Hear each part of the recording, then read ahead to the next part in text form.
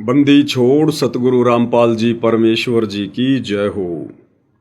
परम पिता परमात्मा सारी सृष्टि के रचनहार कुल मालिक असंख्य ब्रह्मांडों के स्वामी जगत गुरु तीनों लोकों में प्रवेश करके सबका धारण पोषण करने वाले राजाधिराज आत्माधार नाथों के नाथ देवों के देव महादेव सर्वेश्वर महेश्वर मृत्युंजय अजरो अमर आदि अनादि सनातनी प्रभु जगत पिता जगदीश्वर श्री श्री एक झार आठ की उपाधि के वास्तविक अधिकारी अकाल मूरत शब्द स्वरूपी राम वासुदेव सर्वगतम ब्रह्म परम पूज्य प्रथम पूज्य परम संत परम पुरुष परम धनी परम दयालु सत्य कबीर हक्का कबीर अल्लाहु कबीर अल्लाहु अकबर बाखबर अल्लाह ताला जगत के तारणहार जगत के मुक्तिदाता जगत के जगन्नाथ हारे के सहारे हिंदुओं के राम मुसलमानों के अल्लाह सिखों के वाहेगुरु ईसाइयों के मसीह दया के सागर दयानिधि करुणा के सागर करुणानिधि स्वयंभू परिभू संकट मोचन कष्ट हरण मंगल करण दुख भंजन अविगत कबीर निर्विकार निर्विषम परमात्मा अलय अलेख सतगुरु आदि अनादि सतगुरु असली मर्यादा पुरुषोत्तम असली राम असली कृष्ण असली घनश्याम असली मुरारी राजाओं के राजा महाराजाओं के महाराजा शहंशाहों के शहंशाह सम्राटों के सम्राट भगवानों के भगवान अल्लाहों के अल्लाह प्रभुओं के प्रभु मसीहाओं के मसीह सच्चे वाहिगुरु बाबाओं के बाबा पीरों के पीर सेठों के सेठ जगत सेठ सावड़सा सेठ सर्वगुण संपन्न अनंत कोटि कलाओं के स्वामी अनंत कोटि ब्रह्मांडों के नायक योगियों में महायोगी ध्यानियों में महाध्यानी सिद्धों में परम सिद्ध ज्ञानियों में तत्व ज्ञानी ब्रह्म ज्ञानी महाज्ञानी परम ज्ञानी सर्वश्रेष्ठ ज्ञानी विज्ञानी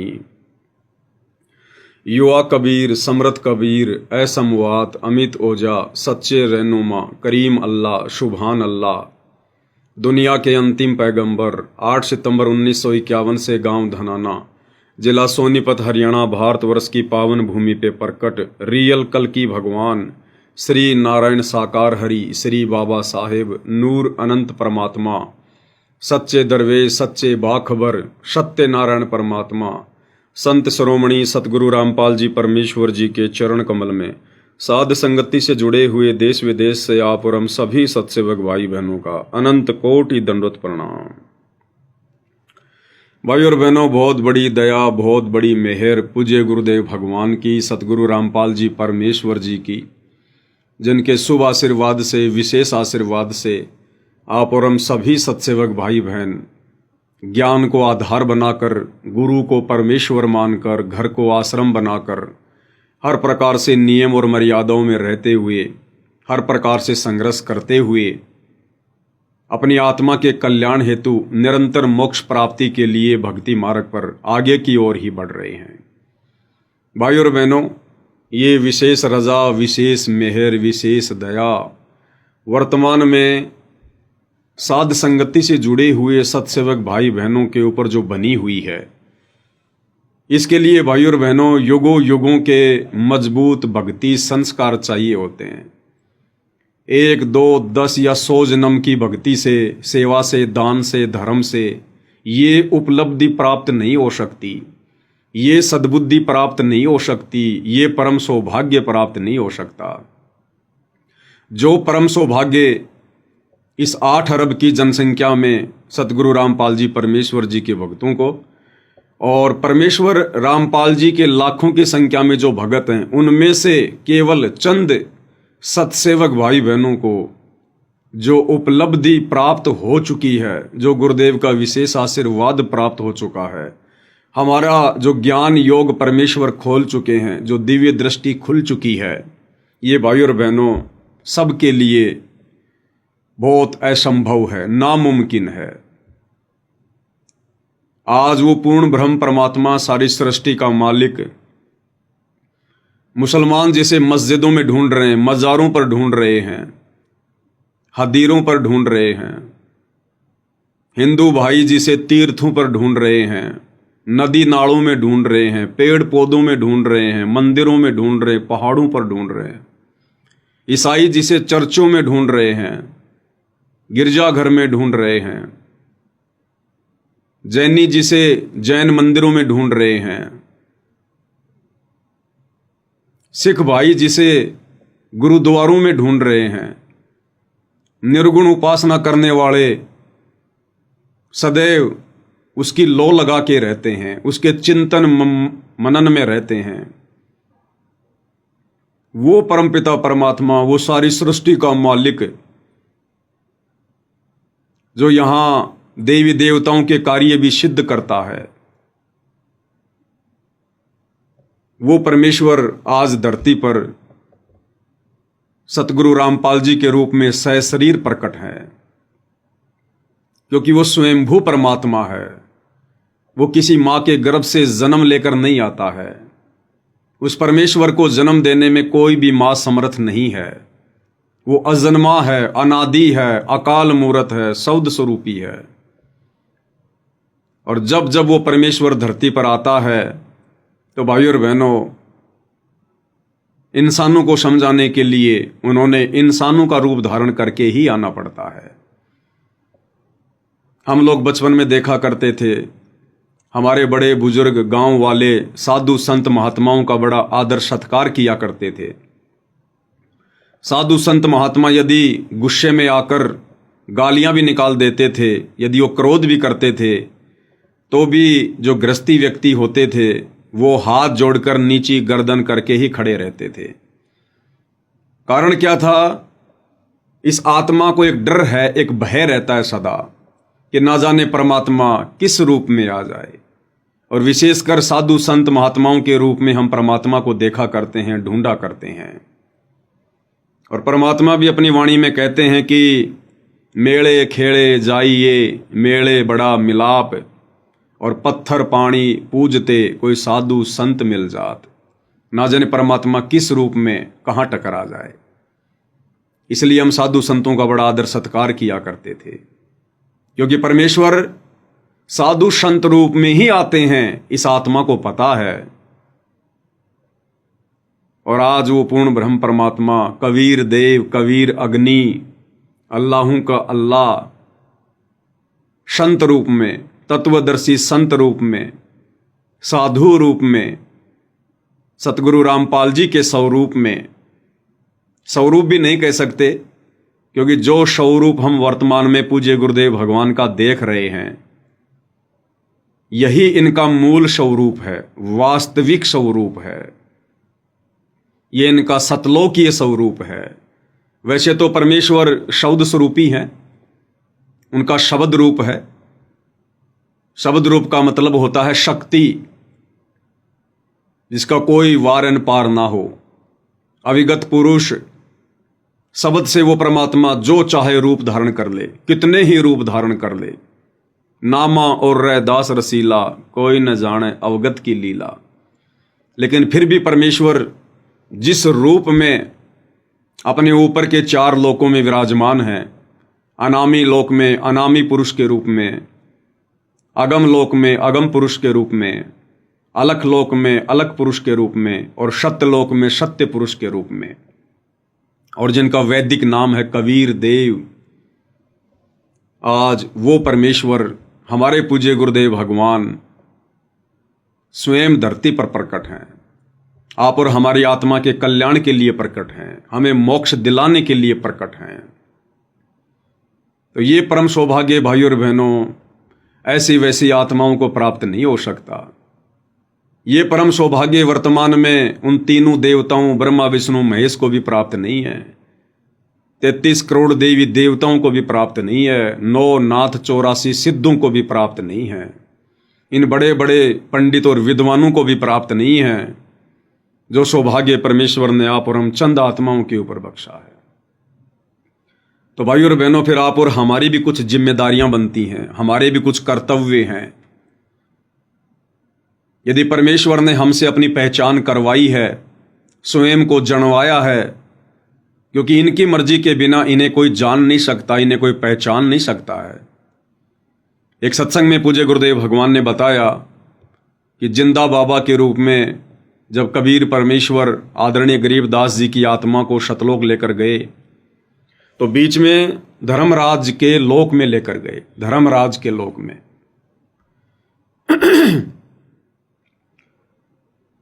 क्योंकि उन्होंने अपनी समर्थता से हम जीवों को परिचित करवाना था, आदरणीय गरीबदास जी को अपना गवाह बनाना था, आई विटनेस बनाना था। तो आदरणीय गरीबदास जी ने देखा कि जैसे ही परमेश्वर जिंदा बाबा के रूप में धर्मराज के दरबार में प्रवेश हुए, धर्मराज का सिंहासन हिलने लगा।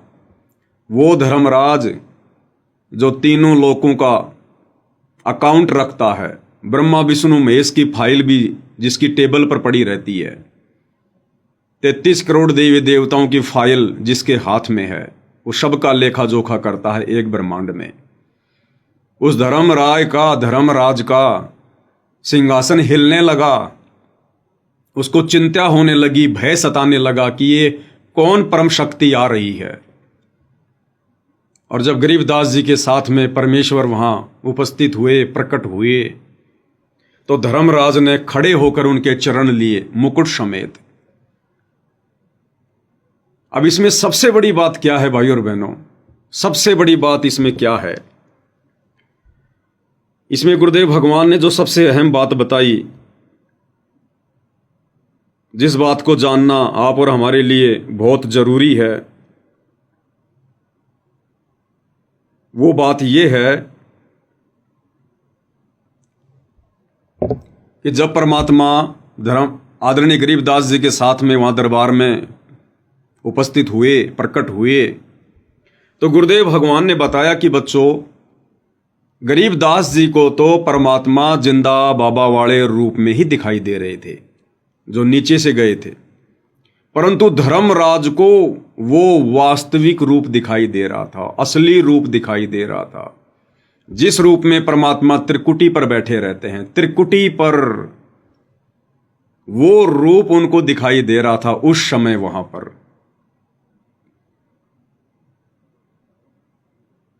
अब भाइयों और बहनों, गुरुदेव भगवान हमें क्या कहते हैं बार बार, हमें क्या समझाते हैं बार बार, हम इन बातों पर थोड़ा सा जोर नहीं देते हैं। गुरुदेव भगवान हमें बार बार कहते हैं कि बच्चों, जब आप त्रिकुटी पर जाओगे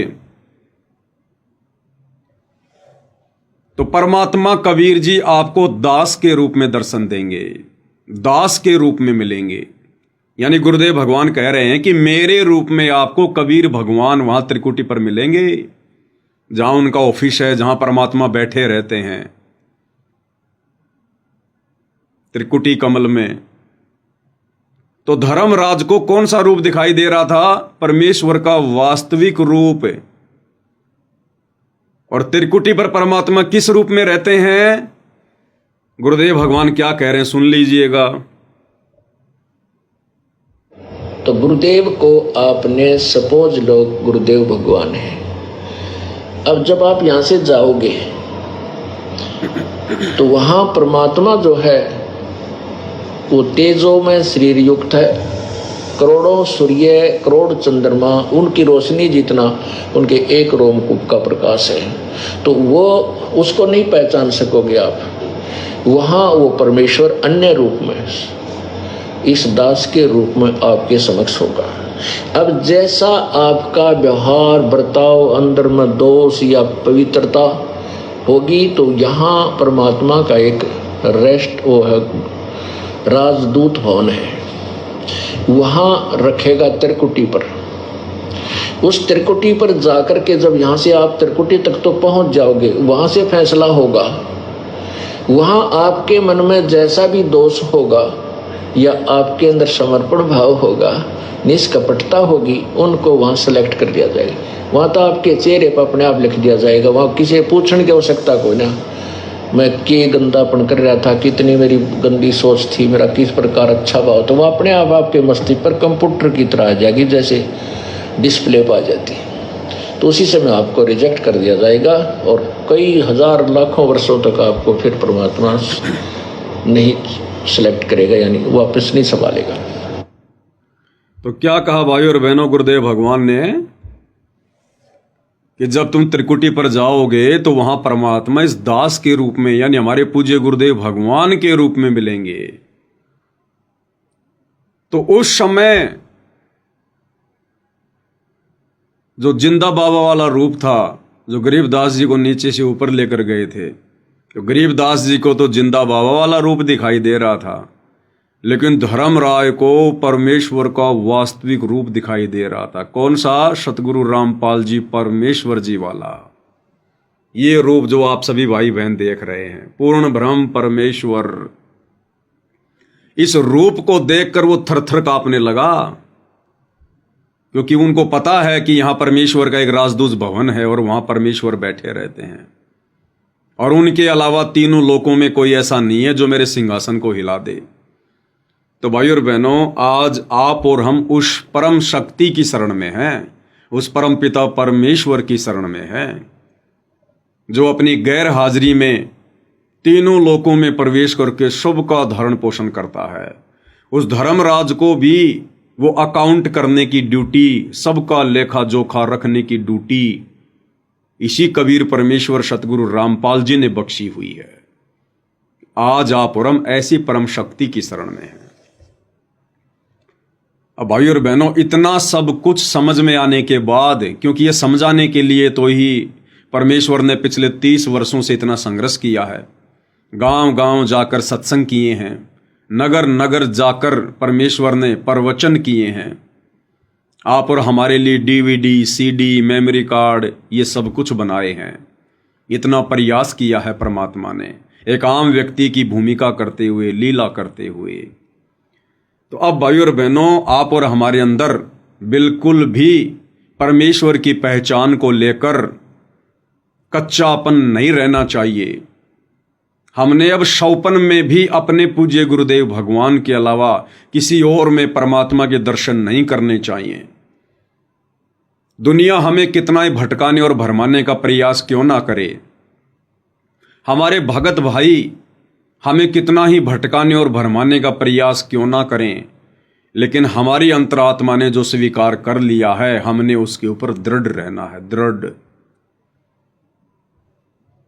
और कहते हैं कि भगवान तो कण कण में है, कण कण में, घट घट में है परमात्मा, घट घट में। और परमेश्वर की स्वयं की वाणियां हैं, अमर वाणियां, जिनको कोई जुठला नहीं सकता। मोकू कहां ढूंढे रे बंदे, मैं तो तेरे पास में। घट ही में गंगा, घट ही में जमुना, और घट ही में है जगदीश सतगुरु तारेंगे। स्वर्ग सात आसमान पर भटकत है मनमूड, अरे वो खालिक तो खोया नहीं, इसी महल में ढूंढ। तो अब हमने धोखा नहीं खाना है भाई और बहनों, बिल्कुल भी, किसी भी कीमत पर। ये हमारे विश्वास की अंतिम परीक्षा चल रही है, अंतिम परीक्षा। और दास की जिम्मेदारी बनती है कि आप सभी भगत भाई बहनों को मैं समय से पहले ही अवगत करवा दूं, परिचित करवा दूं।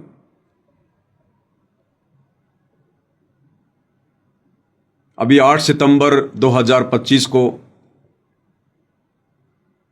पूर्ण ब्रह्म परमात्मा, सारी सृष्टि के मालिक कबीर देव सतगुरु रामपाल जी अपनी लीला अनुसार 8 सितंबर 1951 को भारतवर्ष की पावन भूमि पर प्रकट हुए हैं। उस पवित्र दिन की यादगार में, जब से परमेश्वर ने हमें सद्बुद्धि दी है, हमारा ज्ञान योग खोला है, तब से हम प्रतिवर्ष ये दिन सतगुरु प्रकट दिवस के रूप में मनाते हुए आ रहे हैं।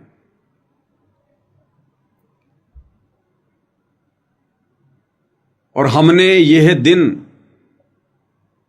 पूज्य गुरुदेव भगवान की गैर हाजिरी में, यानी सूक्ष्म रूप में, नूरी रूप में, तेजोमय रूप में, परोक्ष रूप में, परमेश्वर हम सबके साथ में हैं। उनके बिना हम इस भक्ति पर एक कदम चल ही नहीं सकते। कोई चल के तो दिखा दो, कोई माई का लाल, इस भक्ति पर एक कदम भी। अब बहुत सारे भाई बहन कहेंगे हम चल रहे हैं भाई, हम तो दाढ़ी मूंछ वाले कबीर जी को भगवान मान रहे हैं और हम तो शतलोक आश्रमों से जुड़े हुए हैं, हम तो भक्ति कर रहे हैं, हम चल रहे हैं भक्ति मार्ग पर। वो चल नहीं रहे भाई और बहनों, वो चल नहीं रहे, वो चलते हुए दिखाई दे रहे हैं और उनको भरम है कि हम भक्ति पर सही चल रहे हैं। जब हम छोटे छोटे थे या आज भी, जब कोई व्यक्ति ट्रेन का सफर करता है और जब ट्रेन अपनी फुल स्पीड पे होती है और आदमी जब खिड़की से देखता है, तो जब हम छोटे छोटे थे तो हम ये कहा करते थे कि देखो देखो वो पेड़ पौधे भाग रहे हैं, पेड़ पौधे भाग रहे हैं, पीछे की तरफ जा रहे हैं पेड़ पौधे। तो हमारे घर वाले कहते थे, रे बुद्धू, ये पेड़ पौधे नहीं भाग रहे, ये ट्रेन भाग रही है, पेड़ पौधे तो वहीं रुके हुए हैं।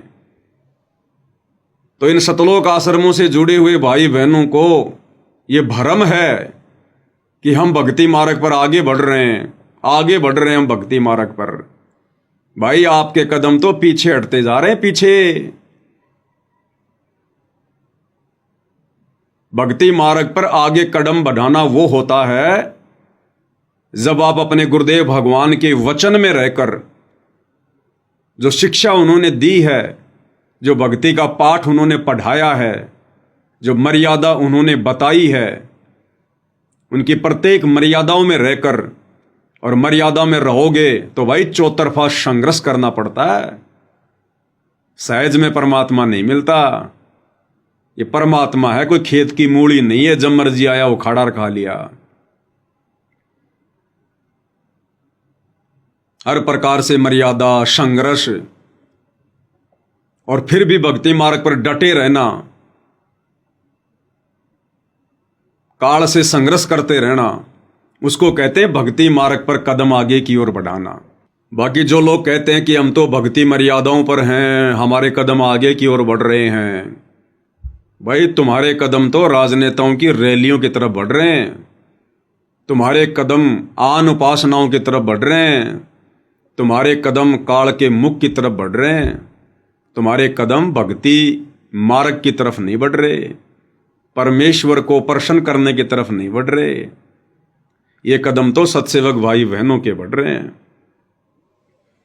तो भाई और बहनों, हमने इसी प्रकार से कदम आगे बढ़ाते हुए पूज्य गुरुदेव के अमर तत्व ज्ञान को आधार बनाते हुए, गुरुदेव की गैर हाजिरी में घर को आश्रम बनाकर शतभक्ति करते हुए, हर प्रकार से संघर्ष करते हुए, गुरुदेव पर विश्वास रखते हुए, आप और हमने ये 8 सितंबर 2025 का पावन दिन, ये पवित्र दिन, जिस दिन परमेश्वर इस धरा पर प्रकट हुए आप और हमारे आत्मिक कल्याण के लिए, तो 8 सितंबर का वो पवित्र दिन सतगुरु प्रकट दिवस के रूप में हम सभी सत्सेवक भाई बहनों ने अपने अपने घर पर ही मनाना है।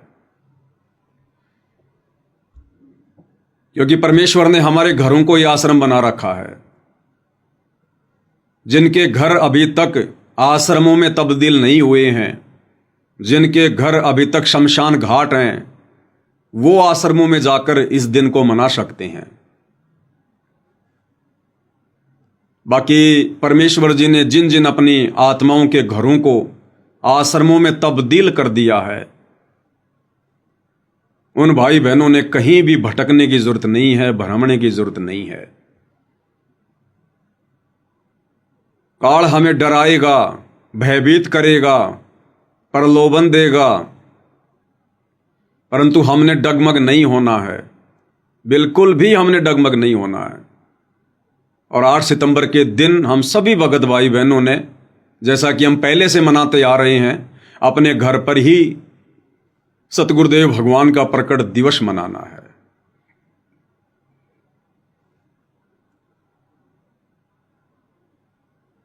और जो भगत भाई बहन जैसी भी जिनकी श्रद्धा है, जैसी भी जिनकी आर्थिक स्थिति है, विशेषकर 8 सितंबर के दिन आप जितने प्रकार के व्यंजन बना सकते हैं, जितनी प्रकार की मिठाइयाँ बना सकते हैं, जो मिठाइयाँ गुरुदेव भगवान ने भोग की आरती के समय लिखी हुई हैं,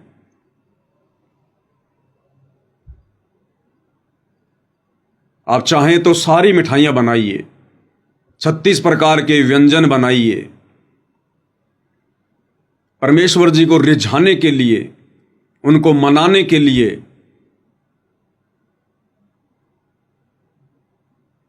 हमारे खाने के लिए नहीं,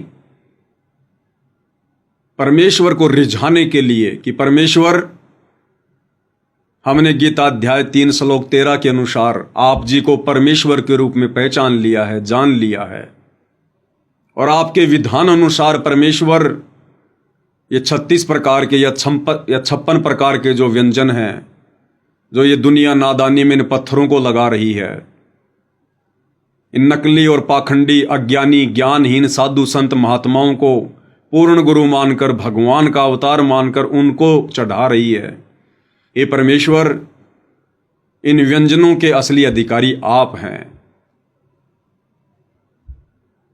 और जब घर घर में परमेश्वर को भोग लगेगा, बड़ी भोग की आरती के साथ 8 सितंबर को घर घर में परमेश्वर जी की 5 दीपक वाली आरती के साथ में आरती उतारी जाएगी, परमेश्वर बहुत प्रसन्न होंगे, अति प्रसन्न होंगे परमात्मा। ये परमात्मा भक्ति से प्रसन्न होता है, भगत के सेवा भाव से प्रसन्न होता है, भगत की भक्ति पर सच्ची लगन और श्रद्धा से प्रसन्न होता है। तो हमने तो परमात्मा ही प्रसन्न करना है, और यदि भगवान प्रसन्न हो गया तो हमारा तो काम बन गया। तो भाइयों और बहनों, भक्ति के साथ साथ हमारी परीक्षा भी चलेगी, साथ साथ चलेगी। अब इसमें आप और हमारी सबसे बड़ी परीक्षा क्या हो सकती है भाइयों और बहनों? जो दास को परमात्मा प्रेरणा कर रहे हैं, समय रहते आपके सामने ये बातें रख दूं ताकि कल को कोई भाई बहन भ्रमित ना हो। ये समय हमारी परीक्षा का है, अभी हमारी परीक्षा समाप्त नहीं हुई है। वैसे तो अंतिम श्वास तक हमारी परीक्षा चलेगी। परमात्मा कहते हैं, हंसा तब लग डर के रहे जब तक पिंजड़ श्वास। जब तक भगत के शरीर में श्वास हैं, प्राण हैं, तब तक भक्ति मार्ग पर डर कर ही भक्ति करते रहना है।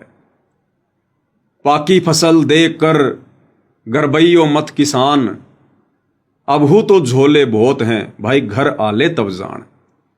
तो वैसे तो भक्ति मार्ग पर अंतिम श्वास तक काल हमारे पीछे रहेगा, हालांकि वो बिगाड़ कुछ नहीं पाएगा यदि हम परमेश्वर की मर्यादाओं में रहेंगे तो, लेकिन कोशिश अपनी पूरी करेगा। लेकिन हमारी जो मुख्य परीक्षा है, जो सन 2014 बरवाला कांड के बाद से शुरू है, यानी जिस दिन गुरुदेव भगवान बरवाला कांड के माध्यम से शारीरिक तौर पर दुनिया की नज़रों में हिसार की छोटी जेल में जाकर बैठे थे, वो दिन हमारी परीक्षा का दिन शुरू था, स्टार्ट था। और जिस दिन गुरुदेव भगवान सांसारिक दृष्टि में शारीरिक रूप से अपने मिशन को पूरा करके हिसार की छोटी जेल से बाहर आएंगे, पूर्णतया सांसारिक लोगों के बीच में निर्दोष होकर, निष्कपट होकर, बाइज्जत बरी होकर, वो दिन भाइयों और बहनों हमारी परीक्षा का अंतिम दिन होगा, अंतिम दिन।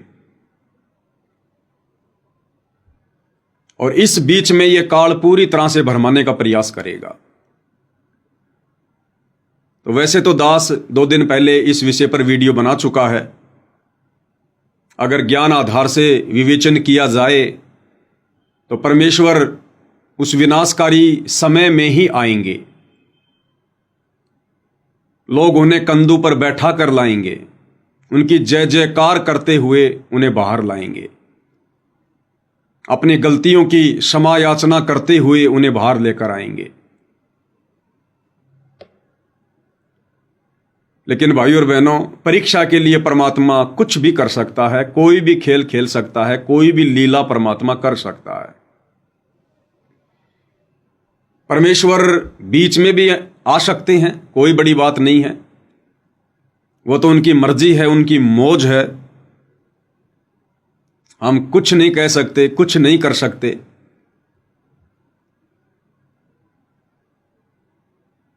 तो यदि पूज्य गुरुदेव भगवान ने हम भक्तों की ओर कठिन परीक्षा के लिए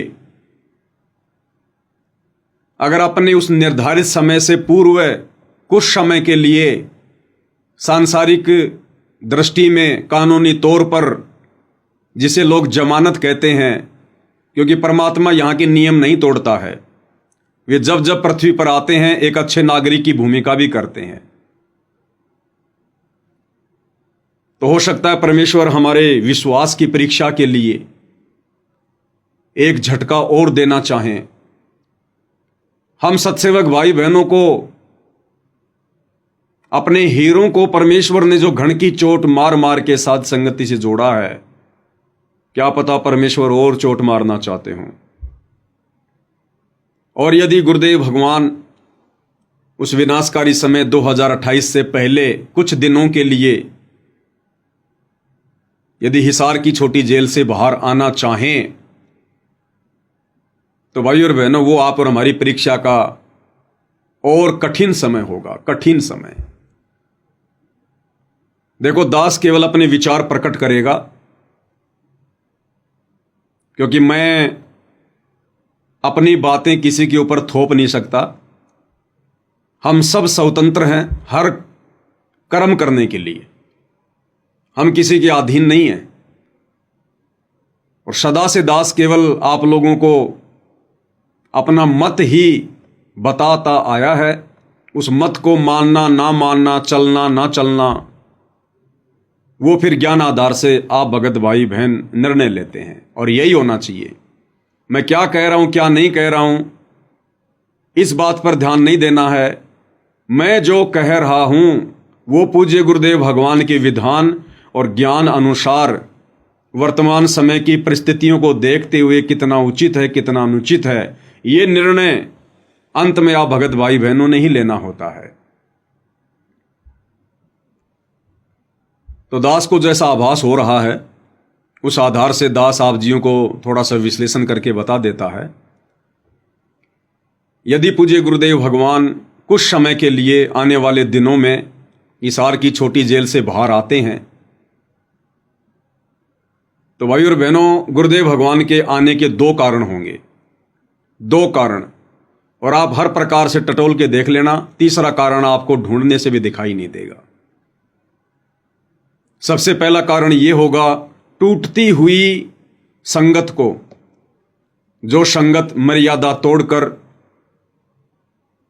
इन सतलोक आश्रमों से जुड़ी हुई है, जिस संगत ने देखा देखी में नाम दीक्षा ली हुई है, जिस संगत में लगभग 90% लोग बरवाला कांड के बाद जुड़े हैं, भूत प्रेत की बाधा ठीक करवाने के लिए जुड़े हैं, बीमारियां ठीक करवाने के लिए जुड़े हैं, या अपने रिश्तेदारों के कहने पर जुड़े हैं, या वैसे देखा देखी में जुड़े हैं, तो उन भाई बहनों को ज्ञान आधार नहीं है।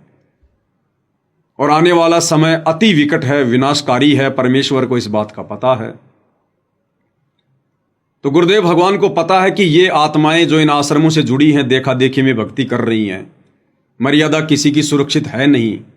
ये आत्माएं उस आने वाले विनाशकारी समय को नहीं झेल पाएंगी, ये एक झटके में कोसों दूर हो जाएंगी भक्ति से। तो हो सकता है परमेश्वर उन आत्माओं को थोड़ी हिम्मत देने के लिए कि यदि मैं एक बार बीच में कुछ दिनों के लिए सांसारिक तौर पर जमानत पर, या जिसको कहते हैं पैरोल, जिस प्रकार राम रहीम जी आते हैं पैरोल पर, 40-40 दिन की पैरोल पर, तो हो सकता है परमेश्वर उन सतलोक आश्रमों से जुड़ी हुई कमजोर आत्माओं को थोड़ी हिम्मत देने के लिए, उनको दर्शन देने के लिए कुछ समय के लिए बाहर आ सकते हैं, ताकि उन आत्माओं को थोड़ी सी दृढ़ता मिल जाए, जिनको सारा दिन यही सुनने को मिलता है कि तुम्हारे गुरुजी जेल से बाहर नहीं आएंगे, तुम्हारे गुरु भगवान है तो जेल से बाहर तो निकल के दिखाओ। जो आत्माएं डगमग हैं, जिनका विश्वास दृढ़ नहीं है, जो काल की मार को झेल नहीं सकती हैं, हो सकता है उन आत्माओं को उस विनाशकारी समय से पहले थोड़ी हिम्मत देने के लिए, दृढ़ता देने के लिए, ताकि उन आत्माओं को एक नई हिम्मत मिले कि अगर गुरुदेव भगवान जमानत पर आए हैं तो परमानेंट भी आएंगे। क्योंकि इतना विश्वास उनको नहीं है, क्योंकि आजीवन उम्र कैद की 2-2 मामलों में गुरुदेव को सजा हो रखी है। तो ज़्यादातर आत्माओं को और इन आश्रमों के जो मुखिया हैं, जो कोऑर्डिनेटर लोग हैं, गुरुदेव का कलयुगी परिवार है, इनको तो इस बात का बिल्कुल भी विश्वास नहीं है कि गुरुजी कभी परमानेंट भी बाहर आ सकते हैं। तो हो सकता है परमेश्वर उन आत्माओं को थोड़ी हिम्मत देने के लिए ये लीला भी कर सकते हैं परमेश्वर। और दूसरा कारण क्या होगा भाई और बहनों, आप और हम सत्सेवक भाई बहनों की अग्नि परीक्षा होगी। अग्नि परीक्षा। अब उस समय हम भाई बहनों का क्या निर्णय होगा? दास अपने विचार व्यक्त कर रहा है, जैसा कि मुझे गुरुदेव भगवान ने प्रेरणा की है कि मैं पवन दास इस अग्नि परीक्षा को किस प्रकार से लूंगा। तो मैं अपने विचार आप भाई बहनों के सामने रख रहा हूं, क्योंकि हमने अपने आत्म कल्याण को देखना है। हमने इस ज्ञान को आधार बनाकर आगे बढ़ना है। भावनाओं में बहने का मार्ग नहीं है, आंखों से आंसू निकाल कर आगे बढ़ने का मार्ग नहीं है, जोश में होश खोकर भक्ति बर्बाद करने का समय नहीं है। यदि गुरुदेव भगवान कुछ समय के लिए आ भी जाते हैं तो फिलहाल तो परमेश्वर इन आश्रमों में ही आएंगे, क्योंकि ज्यादातर संगत इन आश्रमों से जुड़ी हुई है। तो भाई और बहनों, दास की भी अग्नि परीक्षा है। तो दास उस समय भाई और बहनों उन आश्रमों में नहीं जाएगा। अब यहां पर जो कमजोर आत्माएं होंगी वो तुरंत अपने विचार व्यक्त कर देंगे काल प्रेरणा से कि देखो भाई, हम तो पहले ना कहा करते थे कि ये पवनदास पक्का काल का दूत है। जब कल को गुरुजी आएंगे तब भी ये यही कहेगा कि नहीं नहीं नहीं, गुरुजी तो हमारे घर पर ही हैं, गुरुजी तो हमारे साथ में ही हैं, हम नहीं जाएंगे, हम नहीं जाएंगे। तो भाई और बहनों, वो तो उनकी सोच है बेचारों की, उन तो सदा से ऐसी सोच रही है उनकी तो। लेकिन हम क्यों नहीं जाएंगे? क्योंकि गुरुदेव भगवान तो हमें बुलाएंगे नहीं, क्योंकि परीक्षा अभी समाप्त हुई नहीं है। अभी परीक्षा समाप्त हुई नहीं है, तो गुरुदेव भगवान तो हमें बुलाएंगे नहीं। और इन सतलोक आश्रम वालों के कहने से हम जाएंगे नहीं। ना हम इनके पीले पर्चों पर विश्वास करते हैं, ना हम इनके कोऑर्डिनेटरों के मनमुखी आदेशों पर विश्वास करते हैं। जब वर्तमान में नहीं कर रहे तो हम कल को भी नहीं करेंगे, क्योंकि ये लोग भक्ति मार्ग में रिजेक्ट हैं, ये लोग फैल हैं, ये लोग काल की गुलामी कर रहे हैं, काल का कार्य सिद्ध कर रहे हैं। तो पूज्य गुरुदेव भगवान तो कहेंगे नहीं कि भाई सत्सेवकों तुम आ जाओ, साथ संगत वालों तुम आ जाओ, आशीर्वाद ले लो, दर्शन कर लो। परमात्मा नहीं कहेंगे।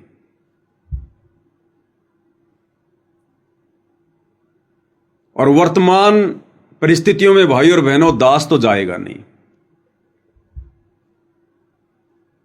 क्यों नहीं जाएगा? अगर चले गए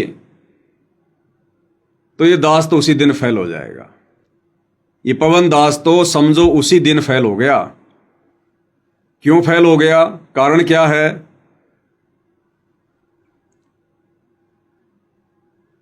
आज गुरुदेव भगवान ने आप और हमारे ऊपर जो रजा बख्शी हुई है, जो दया बख्शी हुई है, जो सद्बुद्धि बख्शी हुई है, और जिस प्रकार से घर बैठे हमसे भक्ति करवा रहे हैं, ये भक्ति संगत में कोई नहीं कर रहा। सत्सेवकों के अलावा 21 ब्रह्मांड में पूर्ण ब्रह्म परमेश्वर कबीर देव सतगुरु रामपाल जी की शास्त्र अनुकूल यथार्थ सत भक्ति जिस प्रकार से सत्सेवक भाई बहन अपने अपने घरों पर कर रहे हैं, ये भक्ति इस ब्रह्मांड में कोई नहीं कर रहा है।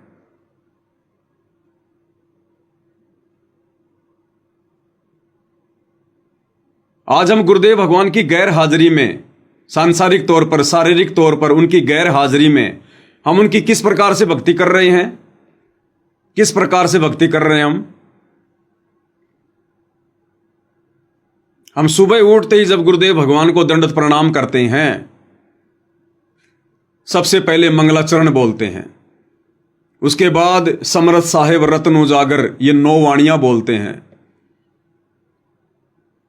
उसके बाद हम विधि विधान से मंत्रों का जाप करते हुए और गुरुदेव भगवान की अकेली सिंगल फोटो के आगे, उनकी प्रतिमा के आगे, छवि के आगे हम लोग 8 अंगों से दंडवत प्रणाम करते हैं।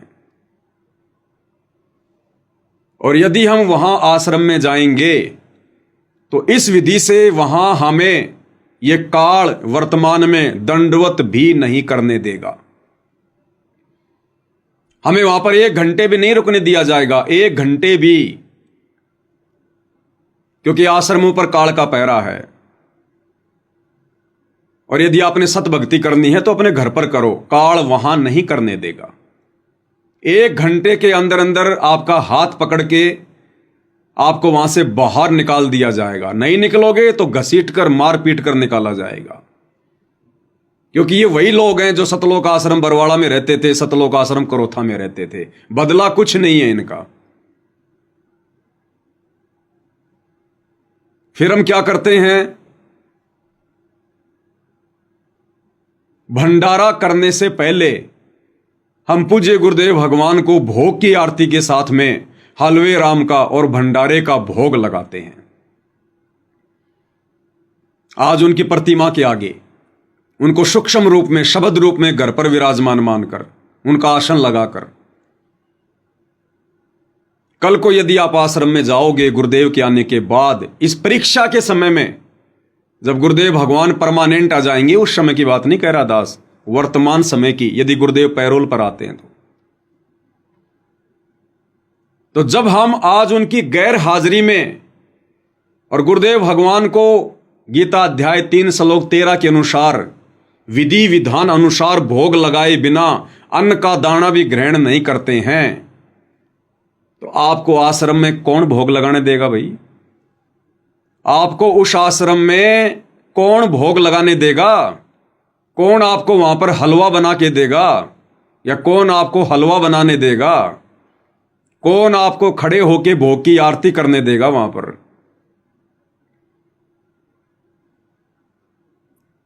अरे जब उनकी गैर हाजिरी में कर रहे हैं तो आश्रम में तो वे साक्षात बैठे हैं। फिर साक्षात परमेश्वर को भोग लगाए बिना हम कैसे अन्न जल ग्रहण कर सकते हैं? ये हमारी परीक्षाएं होंगी कि नालायको देखा देखी में भोग लगा रहे हो, देखा देखी में चल रहे हो, या कुछ दृढ़ता भी है? तो बताइए वहां आपको कौन भोग लगाने देगा? यदि आपने बिना भोग लगाए खाया तो इसका मतलब वर्तमान में आप ढोंग कर रहे हो, पाखंड कर रहे हो, दिखावा कर रहे हो, ड्रामा कर रहे हो। वो अंतर्यामी तो वहां बैठा बैठा सब कुछ देख रहा है। अंतर्यामी गुरुदेव तो अंदर बैठे बैठे सब कुछ देख रहे होंगे। फिर हम क्या करते हैं, जैसे ही संध्या आरती का समय होता है, हम 5 दीपक वाली आरती के साथ पूज्य गुरुदेव भगवान की आरती उतारते हैं। यह विधान है, पाती पंच पोहप कर पूजा, देव निरंजन और न दूजा। अब यदि आप आश्रम में गए और संध्या आरती शुरू हुई तो आप वैसे तो आरती करोगे नहीं जैसा कि ये आश्रम वाले भाई बहन करते हैं। ये तो केवल फॉर्मेलिटी करते हैं। कोई बैठा है, कोई लेटा है, कोई बाथरूम में है, कोई क्या कर रहा है। इनका तो वही नियम, वही शेड्यूल। और हमें पता है कि साक्षात परमात्मा आश्रम में विराजमान है, गुरुदेव भगवान साक्षात विराजमान है। तो क्या आप 5 दीपक वाली आरती के बिना, अपने पूज्य गुरुदेव भगवान की संध्या आरती किए बिना रह पाएंगे? लेकिन तुम्हें करने कौन देगा? तुम्हें करने कौन देगा? गुरुदेव तो अंदर बैठे होंगे। बाहर तो इन्हीं लोगों का पहरा होगा, काल के एजेंटों का। तुम्हें वहां कौन घी गरम करने देगा? तुम्हारी 5 दीपक वाली थाली भी कोई अंदर नहीं जाने देगा, वहीं चेक करके तुम्हें बाहर कर दिया जाएगा। कौन तुम्हें घी गरम करने देगा? कौन तुम्हें पांति पंच पहोप कर पूजा उस थाली के साथ में वहां पर आरती करने देगा भाई? और अगर नहीं की तो उसी समय हम परीक्षा में फेल, उसी समय फिर हम परीक्षा में फेल।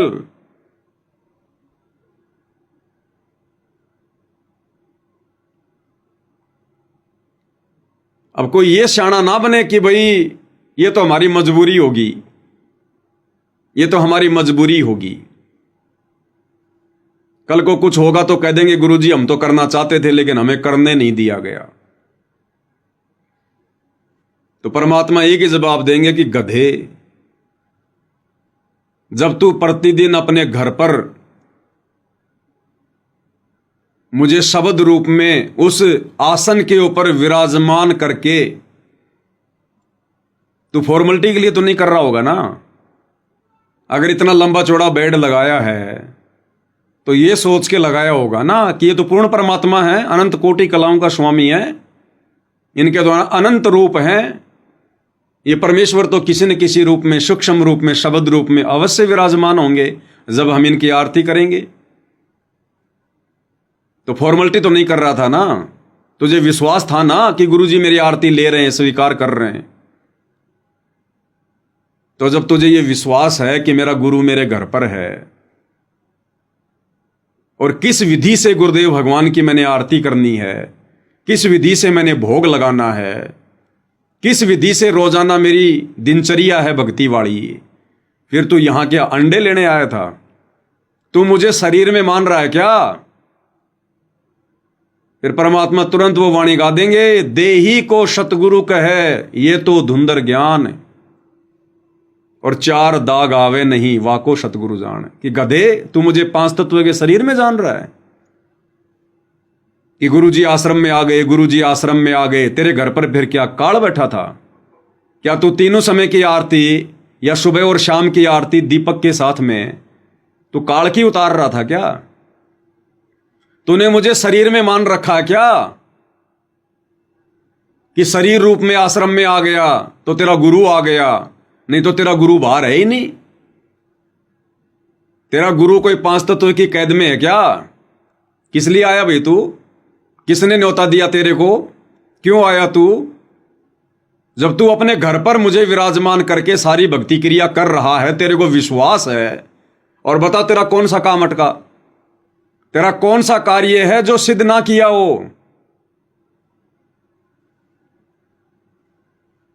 फिर यहां क्यों आ गया भाई? जब तुझे पता है कि अभी परीक्षा चल रही है, अभी कुछ भी नहीं बदला है, तुझे यहां पर यह क्रिया नहीं करने दी जाएगी।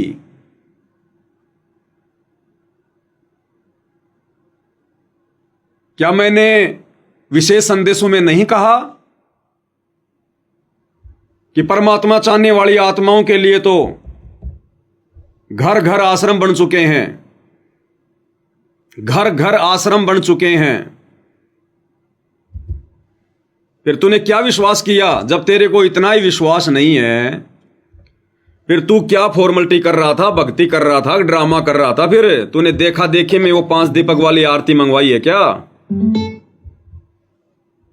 जब मैंने संदेशा भिजवा दिया था कि भाई मैंने घर घर को आश्रम बना दिया है, घर घर को आश्रम बना दिया है, क्या सत्संग सुने फिर तूने? बच्चों वो ठीक का दिन आ गए, चारों तरफ गदाता का एक समय में 4-5 बच्चों वो ठीक का दिन आ गए, चारों तरफ डंका बोल गया दाता का। एक समय में 4-5 लाख बच्चे सत्संग सुन रहे। इतना बड़ा हम आश्रम बना कर भी नहीं सुना सकते थे। एक बंदी छोड़ सारा संसार आश्रम बन गया मेरे बंदी छोड़ का, घर घर आश्रम बन गया। और अपने बच्चों के ऊपर किसी कृपा करके मेरे दाता है। बच्चों फिर क्या बताते हैं? फिर क्या जवाब देंगे भाई? कि बेटा, जब मैंने तेरे को पहले कह दिया था विशेष संदेशों के माध्यम से कि घर घर आश्रम बन चुका है, घर घर।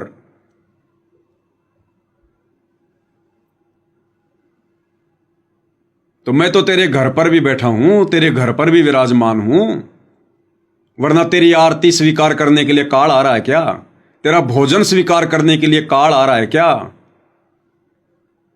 ये लाखों की भीड़ से अधिक तेरे को जो ये सद्बुद्धि बख्शी है, ये काल ने बख्शी है क्या? फिर क्या जवाब देंगे?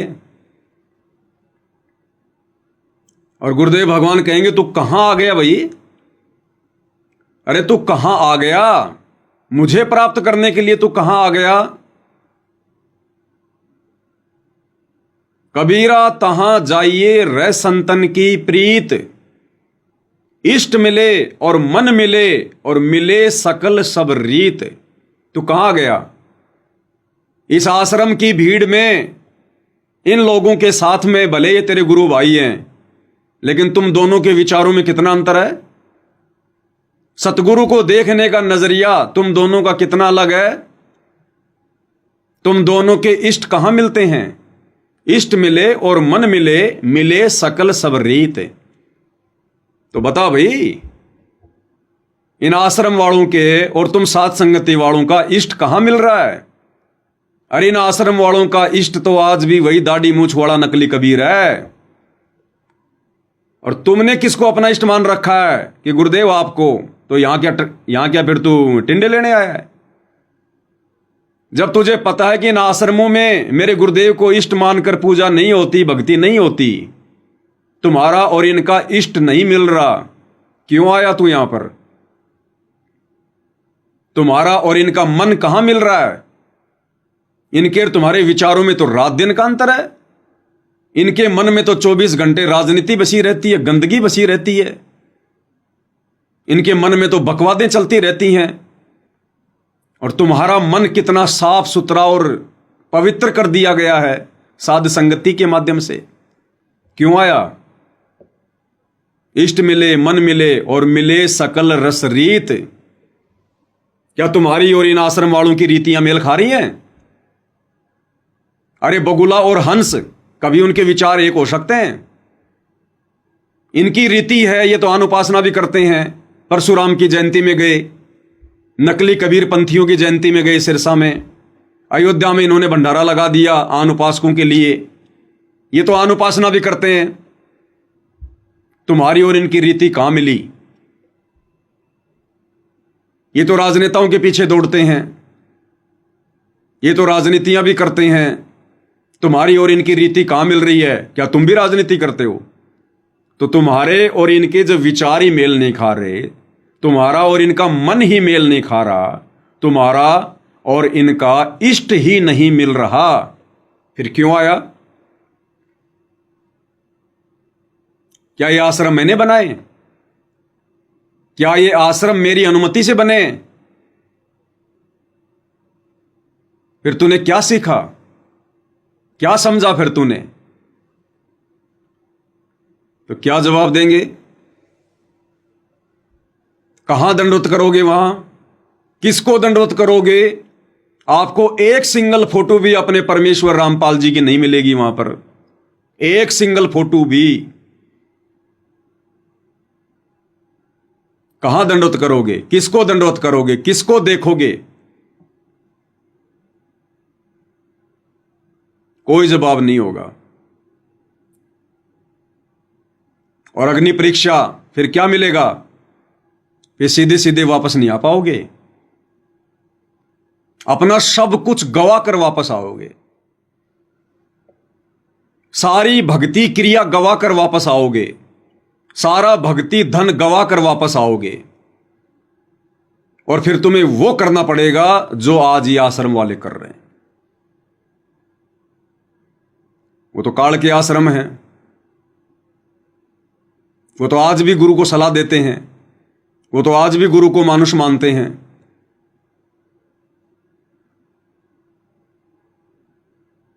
फिर तुम्हें क्या किया जाएगा? गुरु के सामने पेश किया जाएगा, क्योंकि ये लोग इन शास्त्र अनुकूल शत भक्ति वाली भक्ति क्रियाओं से तो प्रसन्न होते नहीं हैं। इनकी नजरों में तो हम सत्सेवक भाई बहन वैसे ही आग की तरह जल रहे हैं। इनका तो पारा 104 डिग्री पहुंच जाएगा हमारे को देखते ही। इनकी नजरों में तो हम गुरुद्रोही हैं, जैसे कानून की नजरों में हमारे गुरुदेव देशद्रोही हैं, ऐसे ही हम इन आश्रम वालों की नजरों में देशद्रोही हैं। फिर गुरु के सामने पेश किया जाएगा। अब परीक्षा थोड़ी समाप्त हो गई, परीक्षा समाप्त नहीं हुई। तो गुरु को तो इन्होंने जो बातें बता रखी हैं, एक आम व्यक्ति मानकर, मानुष मानकर, हिसार की जेल में जाकर, कि हम सत्सेवक क्या हैं और उनके मिशन में क्या भूमिका निभा रहे हैं, तो गुरु तो उसी हिसाब से जवाब देगा। और ये तो धड़ल्ले से कहेंगे, इनको कोई शर्म तो है नहीं। ये आश्रम वाले तो कहेंगे, देखो गुरु जी ये पाखंडी, देखो ये आपका प्रकट दिवस मना रहे हैं कि संत रामपाल जी का जन्म नहीं हुआ, ये आपको भोग लगा रहे हैं। कबीर साहिब की इन्होंने फोटो फाड़ दी, और गुरुदेव ये आपकी आरती उतार रहे हैं, जबकि आपने तो आरती उतारने के लिए मना किया है। ये सारी बातें, और परीक्षा समाप्त थोड़ी हुई है। फिर गुरु क्या कहेगा? धमकाएंगे हमें ही डांटेंगे और कहेंगे, नालायकों तुम्हारे को किसने कहा था? क्या मैंने तुम्हें कहा कि मेरी आरती उतारो? मैंने तुम्हें कहा कि मेरे को भोग लगाओ? मैंने तुम्हें कहा कि कबीर की फोटो फाड़ो? तुम सबके एक नाम खंड हैं, तुम जितने भी लोग हो तुम सबके नाम खंड हैं। और मैंने कितनी बार ऑडियो में बोला, वीडियो में बोला, लेटर लिख के दे दिए। उस पवन जयपुर वाले के साथ में तुम जितने भी हो तुम सबके नाम खंड हैं। अगर भक्ति करनी है तो नाम शुद्ध करवाओ, जाके नाम शुद्ध करवाओ और आश्रमों में आओ, भक्ति करो, सेवा करो। दोबारा यदि कभी भी उसकी तरफ चले गए, उसका वीडियो भी देख लिया, तो मिशन से सदा के लिए बाहर निकाल दूंगा। ये इनाम मिलेगा, ये पुरस्कार मिलेगा, भारत रत्न अवार्ड। यदि वर्तमान इस परीक्षा के समय में यदि गुरुदेव भगवान आप और हमारी अग्नि परीक्षा लेने के लिए अगर कुछ दिनों के लिए पैरोल पर बाहर आते हैं तो, और यदि सत्सेवक भाई बहन अपने आप को डेढ़ शाना समझकर यदि उन आश्रमों में जाते हैं, तो सबको पकड़ पकड़ के स्पेशल गुरु जी के सामने पेश किया जाएगा। स्पेशल पकड़ पकड़ के,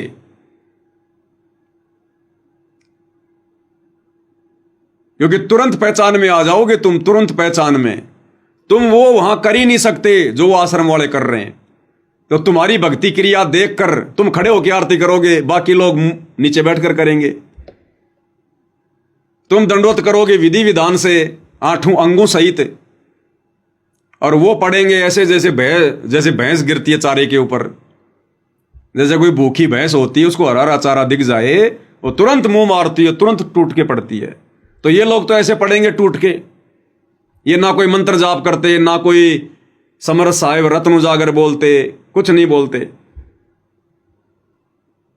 तो तुरंत पहचान में आओगे। फिर तुम बैठोगे तो तुम अपने घरविद की बात नहीं करोगे, रिश्तेदारी की बात नहीं करोगे, बच्चों की रेमेणी की बात नहीं करोगे। तुम बात करोगे ज्ञान आधार से, और ये ज्ञान आधार वाली बात वहां उन लोगों को अच्छी नहीं लगेगी। तो या तो तुम्हारी जूतों से पिटाई होगी, और फिर सबसे बड़ा जूता पड़ेगा गुरुदेव भगवान का कि गधे इंसान, बड़ी मुश्किल से मैंने 20 साल ये ज्ञान देकर और पिछले 10 साल से तुम लोगों को अलग किया था। मैंने बीज बोए थे और तुम फिर आ गए यहां पर वापस।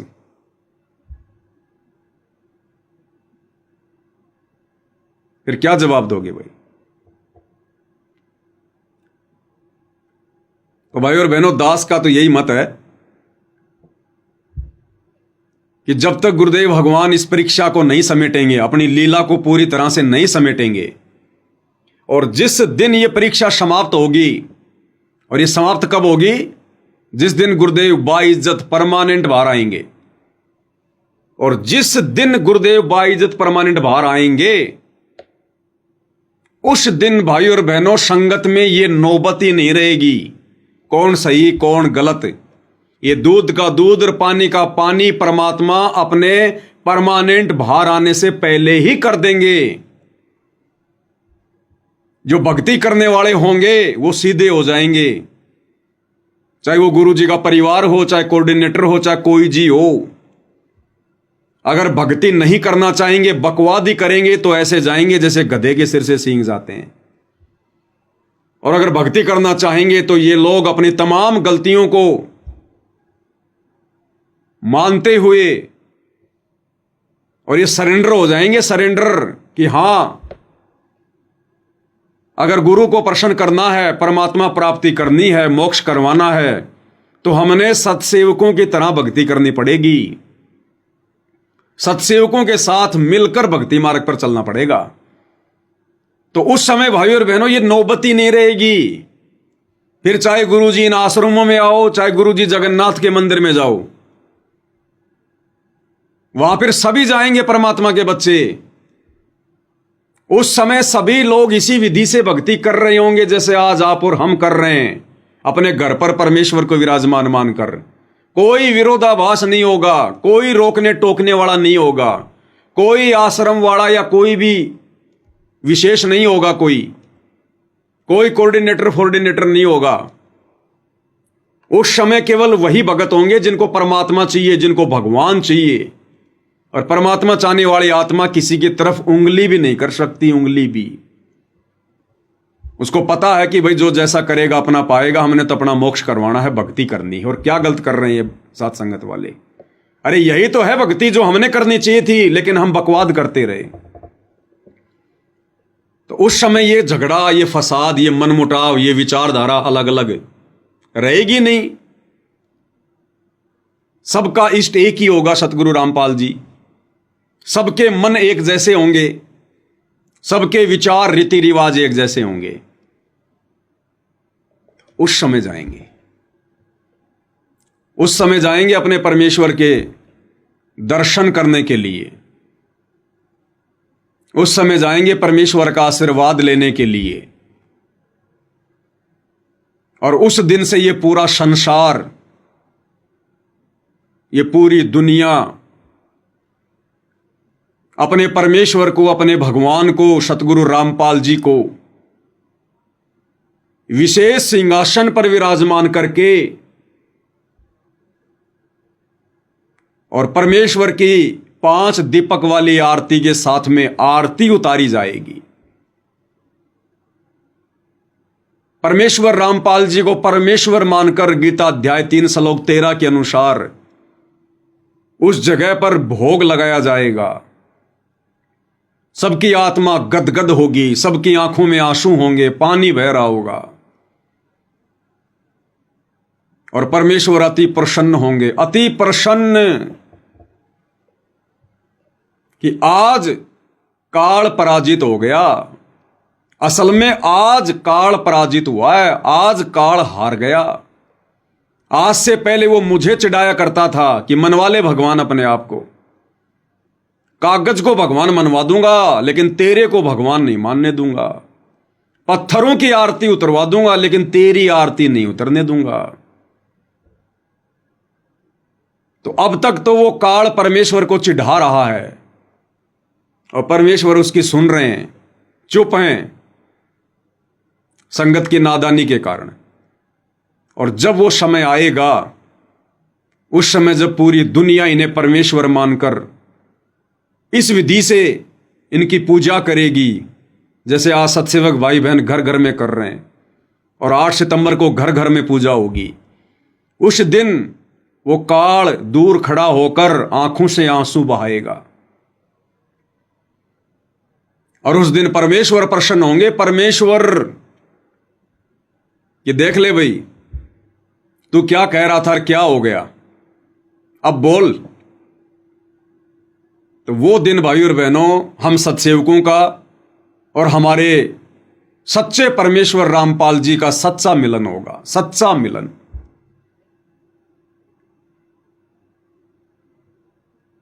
और अगर ऑपरेशन के बीच में कोई गड़बड़ की तो भैया डॉक्टर अगर नाराज हो गया तो काम बिगड़ जाएगा, सारा काम बिगड़ जाएगा। देख लो इस परीक्षा के समय में जितने लोग साथ संगति से जुड़े हुए थे और बीच में फिर अपने आप को डेढ़ शाणे समझकर या काल प्रेरित होकर और जब इन आश्रमों में गए हैं और गुरुदेव से बात करने का प्रयास किया है तो उनको एक ही चीज मिली है, कुसंगति। कि जो तू कर रहा था वो छोड़ दे और जो ये आश्रमों में कर रहे हैं उसको अपना ले। और इसीलिए दास बार बार कह रहा है कि इस परीक्षा के समय में गुरुदेव भगवान से मिलने का प्रयास करना यह किसी महामूर्खता से कम काम नहीं है।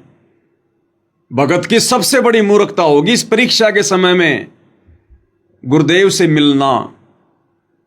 वैसे मिलना नहीं, अगर मौका लगे तो उनके दर्शन चाहे लाख बार करो, लेकिन सवाल जवाब करना कि क्या सही और क्या गलत है यह पूछना, क्या करूं क्या ना करूं यह पूछना सबसे बड़ी महामूर्खता। जिस प्रकार एक शुगर के पेशेंट के लिए मीठा खाना कितना खतरनाक है, वैसे ही इस परीक्षा के समय में अपने गुरुदेव भगवान से जाकर सलाह मशवरा करना, आज्ञा लेना, यह शुगर के मरीज के लिए मीठा खाने से भी घातक कार्य है। एक ही जवाब मिलेगा, जाकर नाम शुद्ध करवा ले और आश्रमों में आकर भक्ति कर, सेवा कर, फिर हो गई तुम्हारी भक्ति। ना जियोगे ना मरोगे, क्योंकि जो आत्मिक खुराक खाने की आदत तुम्हें साथ संगति में लग चुकी है, जिस प्रकार से आरती करने की आदत है, भोग लगाने की आदत है तुम्हें लग चुकी है, उसके बाद फिर वो सारी क्रिया तुमने छोड़नी पड़ेंगी। तो तुम ना जियोगे ना मरोगे, ना इधर के ना उधर के, धोबी के कुत्ते बन के रह जाओगे। क्योंकि आत्मा तो मानेगी नहीं बिना आरती उतारे, बिना भोग लगाए, बिना सतगुरु की महिमा किए। ये आत्मा की खुराक है। और परीक्षा के बीच में, ऑपरेशन के बीच में तुमने बकवाद कर दी तो गुरु क्या बोलेगा? आ भाई नाम शुद्ध करवा, और जैसा इन आश्रम में हो रहा है वही कर।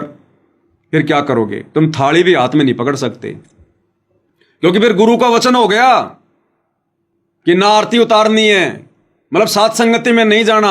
अब सात संगति में नहीं जाना तो सात संगति वाली भक्ति क्रिया भी नहीं करनी, तुम थाली को हाथ भी नहीं लगा सकते। फिर तुम्हें प्रतिदिन वो पाप का अन्न खाना पड़ेगा गुरुदेव भगवान को भोग लगाए बिना। फिर ना घर के ना घाट के, धोबी के कुत्ते। तो भाई और बहनों, दास कल संध्या आरती कर रहा था तो मन में ऐसे विचार आए कि परमेश्वर, आप परीक्षा के लिए कुछ भी कर सकते हो, और यदि परमात्मा ऐसा हुआ तो दास क्या करे? क्योंकि सद्बुद्धि तो आप ही देने वाले हो परमात्मा, परीक्षा में पास तो आप ही करवाने वाले हो। तो दास को फिर परमात्मा ने यह प्रेरणा की और दास को बिल्कुल दृढ़ता के साथ में ये बात समझ में आ गई। क्योंकि भक्ति तो हम भगवान की कर रहे हैं अपने घर पर, अपने गुरु को ही परमात्मा मान के कर रहे हैं ना। और गुरु का रूप क्या है? हम हैं सबद सबद हम माही, और हमसे भिन्न और कछु नाई। मोको कहां ढूंढे रे बंदे, मैं तो तेरे पास में। घट ही में गंगा, घट ही में यमुना, घट ही में जगदीश सतगुरु तारेंगे। स्वर्ग सात आसमान पर भटकत है मन मोड़, वो मालिक तो खोया नहीं इसी महल में ढूंढ। जिस दिन परमानेंट आ जाएंगे उस दिन दौड़ के जाएंगे, जैसे छोटा बच्चा अपनी मां से जाके लिपटता है। वो होगा हमारा और सतगुरु का वास्तविक मिलन, असली मिलन। लेकिन भाई ये वर्तमान समय परीक्षा का है भाई और बहनों। हमने किसी के व्यंग से नहीं डरना। लोग क्या कहेंगे, भगत भाई क्या कहेंगे? भगत भाई के पास है क्या कहने को जो भगत भाई कहेंगे? जो राजनेताओं की रैलियों में धक्के खा रहे हैं उनके कहने से हमें क्या फर्क पड़ता है? जो सारी मर्यादा तोड़कर गुरु को खून के आंसू रुला रहे हैं उनकी बातों का हमारे ऊपर क्या असर पड़ना चाहिए? ये परीक्षा है भाई और बहनों, और इसीलिए परमात्मा ने हमें तैयार किया है। कल को जब सतगुरु परमानेंट सतलोक चले जाएंगे तब कहां जाकर भक्ति करोगे? तब किस विधि से भक्ति करोगे? तब भी तो आपने इसी प्रकार से घर बैठ के भक्ति करनी पड़ेगी। अपने गुरु को शब्द रूप में मानकर भक्ति करनी पड़ेगी, इतना विश्वास करके भक्ति करनी पड़ेगी। तो दास का केवल आप सभी भाई बहनों के सामने ये जो विचार थे ये रखने की परमात्मा ने प्रेरणा की, दास ने रख दिए, क्योंकि ये बहुत दयालु परमात्मा है। यदि दास आप भाई बहनों को इस प्रकार से खुलकर ये बातें ना बताए और अचानक से यदि कल को गुरुदेव भगवान आ गए तो ना जाने कितनी आत्माएं फिर से उसी गंदगी में वापस सम जाएंगी, वही कर्म वापस से करने लग जाएंगी और उन आश्रमों में जाके बैठ जाएंगी। इसलिए दास को परमात्मा ने प्रेरणा की। दास ने अपने विचार गुरुदेव के ज्ञान आधार से जो मुझे उचित लगे, जिस प्रकार से मैं रिएक्ट करूंगा, उस हिसाब से दास ने आपके सामने रखे हैं। किसी पे कोई प्रेशर नहीं है, कोई दबाव नहीं है। कल को यदि आप किसी कारण से आप चले भी जाते हैं तो हमारी नजरों में आप हमारे कोई शत्रु नहीं होंगे, हमारे कोई दुश्मन नहीं होंगे। जाओगे तो परमात्मा के दर्शनों के लिए, मन में तो यही भाव लेकर जाओगे, लेकिन आओगे खाली झोली, फिर वो आपने देखना। फिर बाकी हमारे लिए मन में कोई विक्षेप नहीं होगा। कबीर खड़ा बाजार में मांगे सबकी खैर, ना कहूं से दोस्ती ना कहूं से बैर। किसी के विचारों के ऊपर कंट्रोल नहीं किया जा सकता है। ये तो परीक्षा के समय में अपने अपने बुद्धि विवेक का इस्तेमाल सबने स्वयं ही करना पड़ता है। और कितना समझाया हमें गुरुदेव भगवान ने, क्योंकि यदि ऐसा हुआ गुरुदेव भगवान पैरोल पर आए तो ये हम सत्सेवकों की अग्नि परीक्षा होगी। सिर्फ हम सत्सेवकों की, जिनको परमेश्वर ने चुन लिया है, जो चुनिंदा आत्मा है, जो कल की सेना है, ये उनकी अग्नि परीक्षा होगी। यानी आज भी हम इतना ज्ञान लेने के बाद भावनाओं में बह रहे हैं या कुछ हमारे अंदर दृढ़ता भी आई है,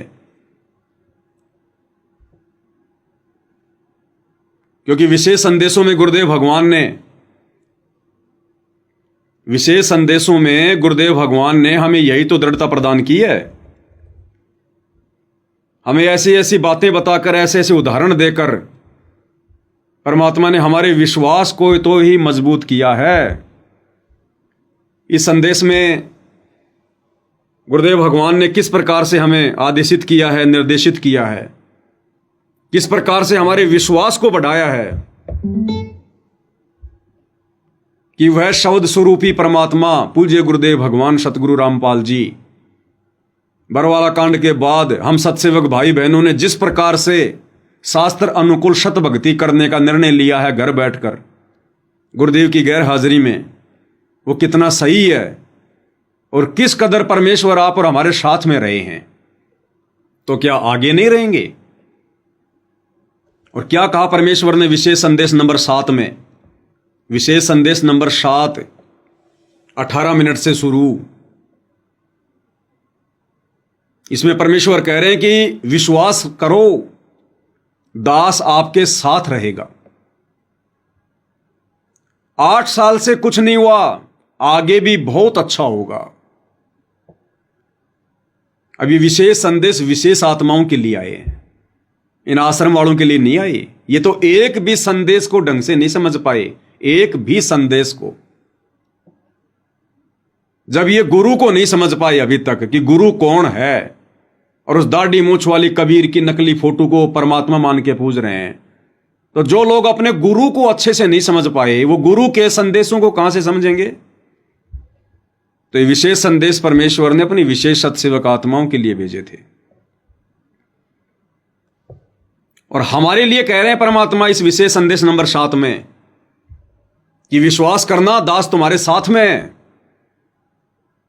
8 साल से कुछ नहीं हुआ, आगे भी कुछ नहीं होगा, और तुम्हारे साथ जो होगा बहुत अच्छा होगा। क्या कह रहे हैं परमात्मा? एक एक शब्द को ध्यान से सुनना, 4 मिनट का सत्संग है। परमात्मा कहते हैं जो 98 सच्चा मान रहे तुम 600 साल पहले कहा करते, और आज से 20 साल पहले 30 साल पहले तो यही हालत थी, कोई भी मानने वाला नहीं था, दास के साथ कोई सहयोग नहीं कर रहा था। लेकिन मालिक का वचन है, गुरुदेव का आशीर्वाद फला, कहा था तेरे बराबर विश्व में कोई संत नहीं होगा। उस समय ये बात ऐसी लगी थी जैसे अपने बच्चे को सभी सराहा कर, लेकिन साधु बोलने शायद सुबह, साधु का बोला मिथ्या नहीं जा, आगे वो सत्य होगा। मालिक ने ठीक का समुद्र रखा था, उसमें कहा था कि 5505 जब कलयुग बीत जाए, महापुरुष परमान जग तारण हुआ है। और काल से कहा था कि जब कलयुग इतना बीत जाएगा तब हम अपना अंश उठाएं कि 13वां वंश अवदास आया बच्चों। विश्वास कर लो, कुछ भी हो ये ना देखो। कबीर साहब दानक थे, दुल्हा थे, झोपड़ी में सारी उम्र रहे, सारी सृष्टि का पालन करता, सबके दान पोषण करता, और वहां थे। अब बताओ कौन मान रहा है? Kabir is God. हमारे ना मानने से क्या उनकी कोई निगमा में फर्क पड़ गया? हमारी बुद्धि कमजोर की, ना मानने ना मानो। वहीं से दिखावा करने की जरूरत नहीं थी। समर्थ को 120 वर्ष झोपड़ी में रहे, दुल्हे का काम करते रहे, निर्धन की भूमिका करते रहे, शूद्र जाति में रह गए, इसमें छुआछूत बहुत ज्यादा थी। इसलिए हमारी बुद्धि काम नहीं करी थी कि यो भगवान हो सकता है। हाँ, सिद्धि जरूर है, हमारे को सुख बहुत हो रहे, इसलिए चटकरी थी। जब दाता ने एक लीला की, सब छोड़कर भाग गए, विमुख हो गए, गुरुद्रोही नहीं हुए, शुक्र है। वहीं से 120 वर्ष रहकर परमात्मा मगर शहर से, नगर से हजारों लोगों के बीच में, दो राजाओं की उपस्थिति में, सेना की उपस्थिति में, भक्तों की, पंडितों की भीड़ लगी थी। एक चादर नीचे बिछाई, एक ऊपर ओढ़ी, और आकाशवाणी के ऊपर जाके देखो उठा के चादर, क्या है इसके अंदर? देखा तो फूल थे 100 जितने सुगंधित। जब देखा ऊपर में परमात्मा ऊपर जा रहे हैं, तो बच्चों वो उस दिन भी भगवान थे, आज भी है, आगे भी यही है।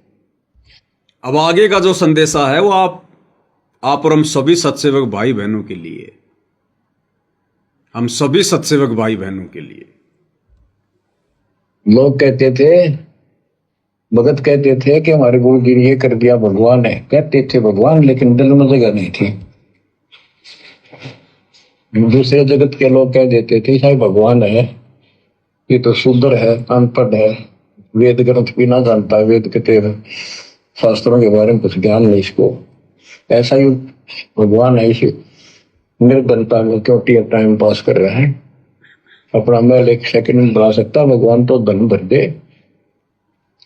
अब संसार तो यही बोलेगा, भगत ने उसकी बातों का कभी जाना नहीं चाहिए, क्योंकि उसको ज्ञान होता है। अब सुनो, इसी प्रकार आज कोई भी कुछ कहे आपको, आप कहते हो ये लग रहा है गुरु जी हमारे ऐसे, इन चीजों का कोई फर्क नहीं पड़ता। अगर समय का इंतजार करो, अभी तो गेम जारी है, हार जीत तो पता। क्या कह रहे हैं गुरुदेव? समय का इंतजार करो, अभी तो गेम जारी है, हार जीत का निर्णय तो बाद में होगा। एक बार फिर से सुन लो भाई और बहनों। यही बोलेगा, भगत ने उसकी बातों का कभी जाना नहीं चाहिए, क्योंकि उसको ज्ञान होता है। इसी प्रकार आज कोई भी कुछ कहे आपको, आप कहते हो ये लग रहा है गुरु जी हमारे ऐसे, इन चीजों का कोई फर्क नहीं पड़ता। अगर समय का इंतजार करो, अभी तो गेम जारी है, हार जीत तो पता होगी। आप विश्वास रखो। अभी तो गेम जारी है, अभी तो गेम जारी है, हार जीत का फैसला तो बाद में होगा। अभी जो गुरुदेव भगवान पैरोल पर आ रहे हैं ना, अभी तो गेम जारी है, अभी परीक्षा कंप्लीट नहीं है, अभी परीक्षा कंप्लीट नहीं है।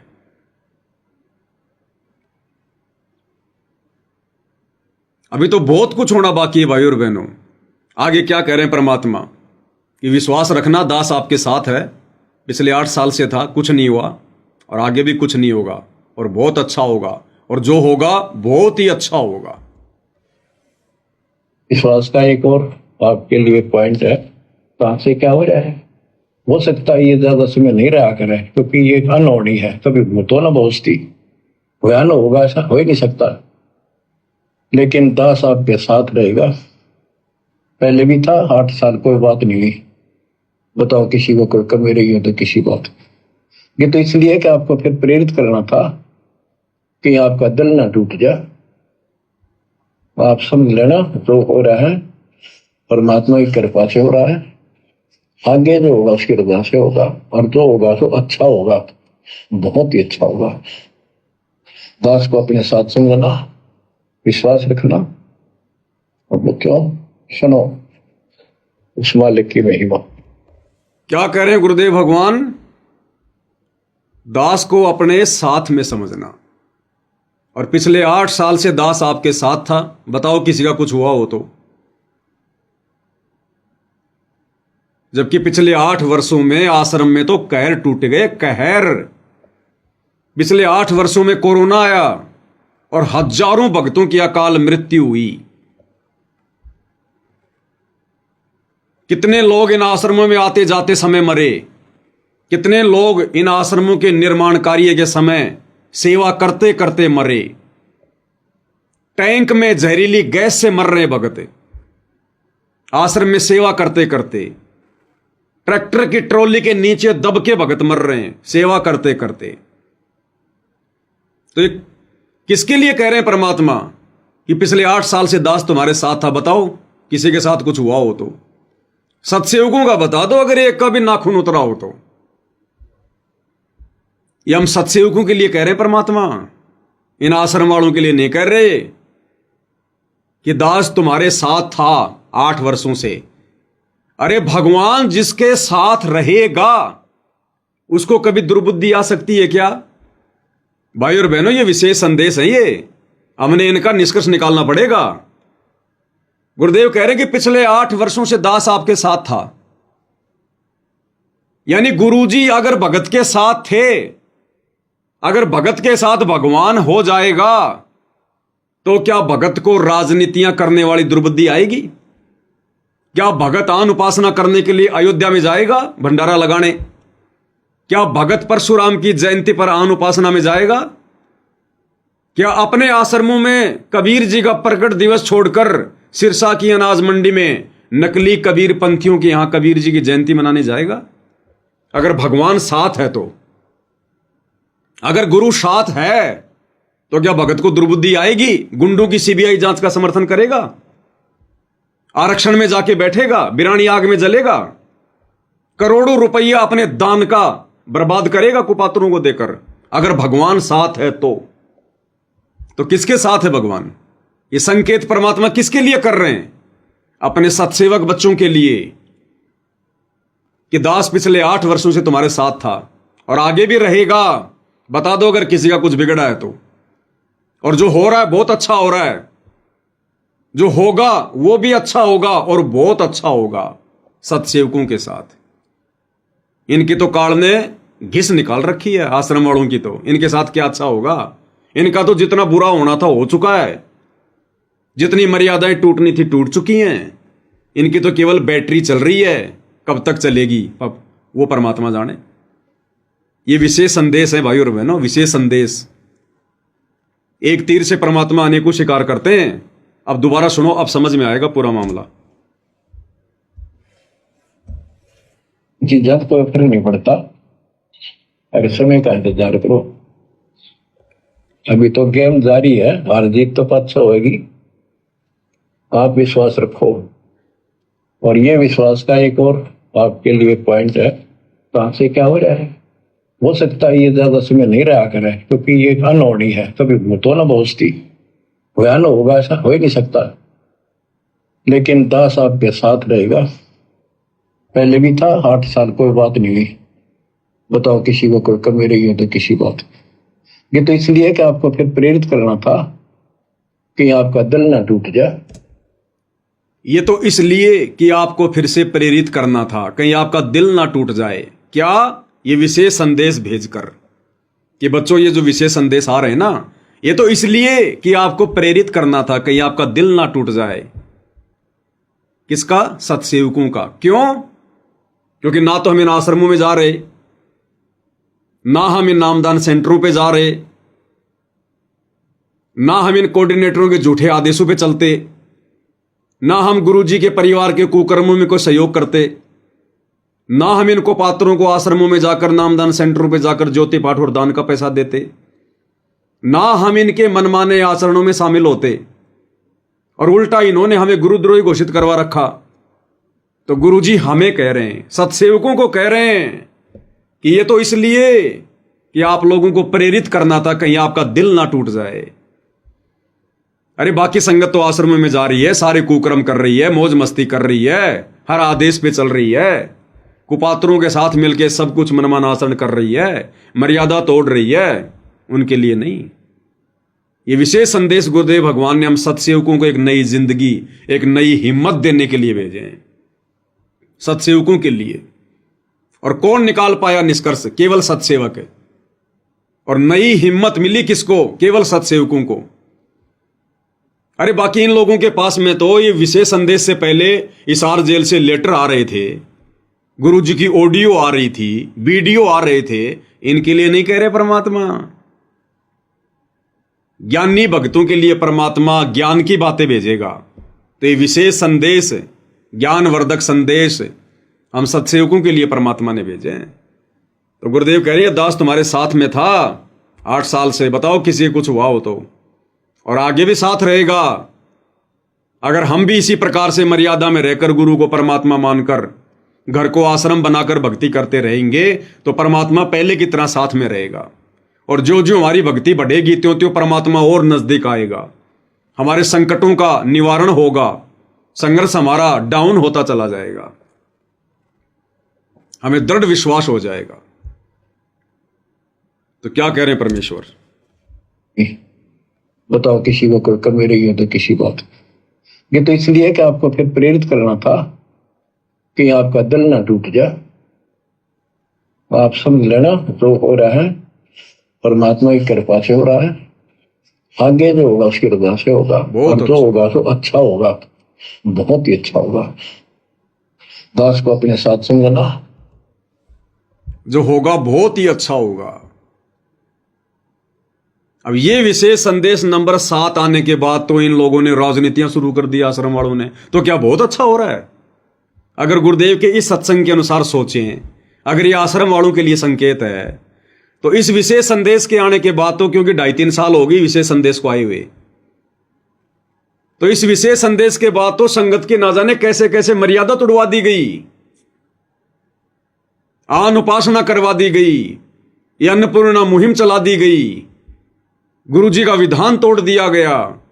गुरु कहता कि घर आए को भोजन कराओ, जा जाकर मत दो, ये जा जाकर ही दे रहे हैं। गरीब भगत को 25,000 रुपए के पाठ का दंड, और दारू पीने वाले, बीड़ी पीने वाले जगत वालों के 15-15 लाख के मकान फ्री। ये बहुत अच्छा हो रहा है क्या? राजनेताओं की रैलियों में जाकर मर्यादा तोड़वा दी, ये बहुत अच्छा हो रहा है क्या? परशुराम जी की जयंती में भेजकर हमारी मर्यादा तोड़वा दी, ये बहुत अच्छा हो रहा है क्या? संगत का करोड़ों रुपया जाटों की धर्मशाला में 5वां फ्लोर बनाने में बर्बाद करवा दिया गया, ये बहुत अच्छा हो रहा है क्या? अरे ये कहते हैं कि गरीब सुदामा का महल बना दिया गुरुजी ने, गरीब सुदामा का। और संगत भी सोच लेती है बेचारा गरीब आदमी था, गरीब आदमी था, महल बना दिया, मकान बना दिया। अरे वो जाटों की धर्मशाला जिसका 4 फ्लोर पूरा हो चुका था, वो कौन से गरीब थे? वो करोड़ों की धर्मशाला लेकर बैठे थे सोनीपत के गोहाना में, हरियाणा के जाट। वो कौन से गरीब थे, निर्धन थे, सुदामा थे क्या? उनका 5वां फ्लोर क्यों बनाया? वो गरीब थे, वो सुदामा थे, उनकी हालत खराब थी, भीख मांग के खा रहे थे। तो कोई मर्यादा नहीं है। तो गुरुदेव कह रहे हैं आगे आगे जो होगा बहुत ही अच्छा होगा। तो ये अच्छा हो रहा है क्या? ये मर्यादा तोड़वाई जा रही है, बहुत अच्छा हो रहा है। हम सत्सेवकों के लिए कह रहे हैं भगवान। ये विशेष संदेश आने के बाद हमने गुरुदेव भगवान की आरती उतारना शुरू की है, घर घर में बेड लगाने शुरू किए हैं, गुरुदेव की महिमा करनी शुरू की है, घर घर में महिमा की पुस्तकें पहुंच गई, घर घर में आरती की थालियां पहुंच गई। घर घर में गुरुदेव को भोग लगना शुरू हो गया, घर घर में पाठ प्रकाश की वाणियां पहुंच गई। तो ये किसके लिए बहुत अच्छा हो रहा है? और सबसे बड़ी बात, हमारी मर्यादा सुरक्षित। उधर मर्यादा नाम की कोई चीज ही नहीं बची। तो ये बहुत अच्छा उन आश्रम वालों के लिए हो रहा है, गुरुदेव के वचन अनुसार, या हम सत्सेवक भाई बहनों के लिए हो रहा है? विश्वास हमारा बढ़ रहा है या मर्यादा उनकी टूट रही है? गुरु हमारे नजदीक है या उनसे दूर है? तो यहां पर हमारे लिए बहुत अच्छा हो रहा है। तो क्या गुरुदेव भगवान के विशेष आशीर्वाद के बिना, उनके विशेष रजा के बिना, उनकी उस मेहर के बिना, जिस मेहर को प्राप्त करना संसार में सबसे कठिन कार्य है, क्योंकि मेहर प्राप्त होती है गुरु को प्रसन्न करने से, मर्यादित भक्ति करने से। तो क्या गुरुदेव भगवान के विशेष आशीर्वाद और विशेष मेहर के बिना इन आश्रम वालों से 100 कोस दूर बैठकर हम घर बैठकर इस प्रकार से दृढ़ होकर भक्ति कर सकते हैं? गुरु को परमात्मा मानकर भक्ति कर सकते हैं अगर उनकी मेहर ना हो तो? इसलिए कल को यदि गुरुजी पैरोल पर आ गए इस परीक्षा के समय में, और यदि किसी ने वहां जाने की नादानी कर दी, तो वो मेहर समाप्त हो जाएगी। गुरु कहेगा, बेटा मैंने मेहर करने में कौन सी कमी छोड़ी थी जो तू और मेरी मेहर लेने आ गया? अब मेहर नहीं मिलेगी, तेरे को जहर मिलेगा, जहर। तो इतना दृढ़ विश्वास भाई और बहनों हमने रखना पड़ेगा। हालांकि ये काल का एजेंट मन ये बहुत परेशान करेगा, तरह तरह के विचार मन में लेके आएगा, लेकिन भाई साथ संगतियों से फिर हमने क्या सीखा है, उसको भी तो आधार बनाना पड़ेगा। और एक विशेष संदेश में गुरुदेव हमें यही संदेशा दे रहे हैं कि भक्ति करो तो ढंग से करो, नहीं तो छोड़ दो, छोड़ दो, फिर कोई मतलब नहीं है इस भक्ति का। दोगलापन मत करो, फिर ना खुद परेशान हो ना भगवान को परेशान करो। तो ये जो ज्ञान आपको सुनाया जा रहा है, ये हर पहलू पर आपको सतर्क किया जा रहा है। तो या तो इस भक्ति में छोड़ दो, रिया कति दर्द हो जाओ, कमर कस लो, अब का पीछा छुटवाना है। ये लल्लो पत्तो बहुत होली, केवल हम सुख मांगते हैं, धन मांगते हैं, बेटा ना तो बेटा मांगते हैं और धन संपत्ति मांगते हैं। ये तो बिना मांगे दे देगा जब दिल डट गया आपका, डर रहे तो भाई और बहनों, अगर पूज्य गुरुदेव भगवान सांसारिक दृष्टि में, कानून की दृष्टि में, यदि पैरोल पर कुछ दिनों के लिए वर्तमान इस परीक्षा के बीच में अगर इन आश्रमों में आते हैं, तो भाई और बहनों ये केवल सत्सेवक भाई बहनों की अग्नि परीक्षा होगी। और ये देखो, दयालु भगवान दास को प्रेरणा करके उस परीक्षा से पहले ही आप भाई बहनों को सूचित करवा दिया। आपके दिलो दिमाग में ये बातें डाल दी गई हैं। कोई ये नहीं कह सकता कि मेरे तक संदेशा नहीं पहुंचा था, मुझे पता नहीं था क्या डिसीजन लेना और क्या नहीं लेना है। बाकी कार्य भाई अपने अपने बुद्धि विवेक का है। अगर भगवान को आपने शब्द रूप में मान लिया, गुरुदेव भगवान को परमेश्वर मान रखा है, कबीर देव मान रखा है, तो फिर कबीर देव भाई और बहनों संतों के पास रहता है। वो कबीर देव कोई जानवर नहीं है फिर, जो किसी ने आश्रम में बांध रखा होगा, मंदिर में बांध रखा होगा। कबीर साहब तो संतों के पास रहता है। कबीर साहब संत के साथ से उन आश्रमा में मंदिरा में बंद को नहीं रहा, वो पशु को ना किसी व्यक्ति विशेष ने बांध कर रख रखा हो मंदिर में या आश्रम में, वो संतों के साथ है। और ये भगवान ही ये काम कर सकता था, दुनिया के आपको सामने बताना लग रहा। तो भाई ये फिर भक्तों के ऊपर है, क्योंकि दास ने कोई प्रमाण दिखाने में कोई कमी नहीं छोड़ी है गुरुदेव के आशीर्वाद से। साथ संगति भगवान ने इसीलिए करवाई थी कि अगर हमें विश्वास है कि हम अपने घर पर वर्तमान में गुरुदेव की गैर हाजिरी में इस परीक्षा के समय में जो भक्ति क्रिया कर रहे हैं परमेश्वर को खुश करने के लिए, तो फिर ये हमारी अग्नि परीक्षा होगी कि तुमने वो बेड देखा देखी में लगाया है क्या, वो सुबह शाम की आरती देखा देखी में उतार रहा है क्या, हलवे राम का भोग देखा देखी में लगा रहा है क्या। जब तुझे यही विश्वास नहीं है कि मेरा गुरु तो आश्रमों में कैद है, मेरा गुरु मेरे घर पर नहीं है, अगर तुझे ये लग रहा है कि गुरु जी तो आश्रमों में हैं, गुरु मेरे घर पर नहीं है, गुरु मेरे साथ नहीं है, तो भाई और बहनों फिर अग्नि परीक्षा आपने। साध संगति से जुड़े हुए भगत का और परमेश्वर रामपाल जी का असली मिलन उस दिन होगा जिस दिन परमेश्वर हिसार की छोटी जेल से और दुनिया की नजरों में बाइज्जत बरी होकर ससम्मान, और जैसा कि दास ने पहले कह रखा कि ये बड़े बड़े नेता लोग अपने कंधों पर बैठा कर लाएंगे, नाक रगड़ रगड़ के लेके आएंगे, उस दिन भाई और बहनों ये कोई आश्रम कोई कुछ नहीं रहेगा। सब परमात्मा चाहने वाली आत्मा रहेंगी, जो बकवादी होंगे उससे पहले उनकी छटनी हो लेगी। फिर हमें कोई रोकने टोकने वाला नहीं होगा, चाहे आश्रम में आओ चाहे गुरु जी कहीं भी जाओ। फिर गुरु जी की उसी विधि से भक्ति होगी जिस विधि से आज हम अपने घर पर उनको परमेश्वर मानकर भक्ति कर रहे हैं। बाकी भाई अग्नि परीक्षा है, समझाना मेरा फर्ज था, मैंने समझा दिया। मेरा क्या डिसीजन है मैंने वो भी बता दिया। हाँ, यदि पूज्य गुरुदेव भगवान किसी भी माध्यम से यदि हम नीचों पर दया करते हैं और किसी विशेष प्रयोजन के लिए यदि गुरुदेव हमें आश्रम में बुलाना चाहेंगे,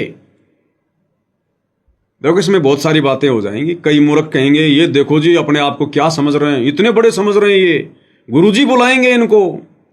अरे भैया हम तो नंगे पैरों दौड़ने को तैयार हैं, लेकिन ये विशेष परिस्थितियां हैं वर्तमान में। हमें पता इन चीजों की समझ हमें दे रखी है गुरुदेव ने, आप लोगों को नहीं है, ये आप लोगों को समझ नहीं है। तो यदि भाई और बहनों कुछ विशेष प्रयोजन के तहत यदि गुरुदेव भगवान स्वयं अपने मुख कमल से, क्योंकि आजकल तो सोशल मीडिया भाई और बहनों, आजकल तो सोशल मीडिया है, परमेश्वर लाइव आ जाएंगे, मोबाइल से लाइव आकर सूचना दे देंगे, और बहुत सारे माध्यम है। साधना टीवी पर सत्संग आता है, परमेश्वर की छोटी सी 5 मिनट की एक क्लिप चला दी जाएगी। यदि गुरुदेव भगवान हम नीचों पर दया करें, हमें यदि अपने दर्शन का सौभाग्य दें, मौका दें, तो हम अपने गुरुदेव भगवान के मुख कमल से जब तक नहीं सुन लेंगे इस परीक्षा के बीच में, ये वर्तमान समय की बात कर रहा हूं मैं, यदि पैरोल पर आते हैं तो परमेश्वर के मुख कमल से सुनकर ही और हर प्रकार से जांच के परख के कि कहीं ये कोई एआई का तो नहीं है सिस्टम, उसके बाद ही हम वहां जा सकते हैं। अन्यथा हम इन आश्रमों का मुंह भी नहीं देखेंगे, शक्ल भी नहीं देखेंगे, शक्ल भी, क्योंकि आश्रम काल के अड्डे हैं, भक्ति के अंदर नहीं है, ये काल के अड्डे हैं ये। हालांकि ऐसा मुश्किल है, ऐसा होगा नहीं भाई और बहनों, क्योंकि जबरदस्ती परमात्मा अपने बच्चों को आग में नहीं झोंकेगा। अगर खुद ही कोई आग में पड़ना चाहेगा वो बात अलग है। तो दास को परमात्मा ने कुछ प्रेरणाएं की थी, दास ने आपके सामने बता दी हैं। अगर ये किसी को काल प्रेरणा लगती है तो भाई मत मानना, मत स्वीकार करना, अपनी भक्ति करते रहो जैसा तुम्हें समझ में आ रहा है। और जिन भाइयों को लगता है कि बात तो बिल्कुल सही है, विचारणीय विषय है, तो भाई फिर अपना अपना डिसीजन आप लोगों ने, यदि परमेश्वर पैरोल पर आने की दया करते हैं तो इस अग्नि परीक्षा के समय में फिर अपना अपना डिसीजन स्वयं लेना है। मुझदास को फिर फोन भी करने की जरूरत नहीं है, और मैं तो फोन वैसे भी मैंने दोनों सिम निकाल के डाल रखी हैं। पिछले 1.5 महीने से आप लोगों ने देखा होगा मेरे फोन बिल्कुल बंद हैं। व्हाट्सएप भी मैं केवल समय समय पर देखता हूं यदि जरूरी है तो, अन्यथा मुझे पता है कि वर्तमान समय कितना कीमती है। इस समय सेवा से ज्यादा भक्ति, दिन में कम से कम 2 से 3 घंटे का सुमरण कम से कम हमारी प्राथमिकता हो जानी चाहिए। सत्सेवकों की प्राथमिकता 2 से 3 घंटा सुमरण कम से कम, और बाकी तो मर्यादा तोड़ने की हमने सोचनी भी नहीं है। फालतू के लोगों के साथ में उठना बैठना हंसी मजाक करना, ये तो अब शौपन में भी नहीं होना चाहिए। बाकी अपना सत्संग सुनना, अपनी मेहनत मजदूरी करना, उसमें भी परमात्मा को याद करना, सत्संग सुनते सुनते करना, या अपना मंत्र जाप करना, या वैसे कोई चिंतन मनन करना, और कम से कम 2 से 3 घंटे सुमरण परमात्मा का। और फिर समय मिले तो सतगुरु की महिमा, यानी सोने के अलावा हमारा जितना भी समय है वो परमेश्वर के इर्द गिर्द होना चाहिए। वर्तमान में हमने सतगुरु को 1 सेकंड के लिए भी अपने से दूर नहीं करना, 1 सेकंड के लिए भी। ये हमारा सुमरण हमारा सतगुरु है, ये सतगुरु महिमा हमारा सतगुरु है, ये सत्संग सुनना हमारा सतगुरु है, ये चिंतन मनन करना हमारा सतगुरु है। तो ये जो विकट समय चल रहा है वर्तमान में, काल का कहर जो टूट रहा है, जो टूटने वाला है देश दुनिया पर, जो युग परिवर्तन का समय है, हमने एक पल के लिए भी अपने सतगुरु को अपने से दूर नहीं करना, एक पल के लिए भी। यदि जरा भी बकवाद मन में आई तो बकवाद जहां आ गई वहां सतगुरु नहीं टिकता, वहां सतगुरु नहीं रहेगा फिर।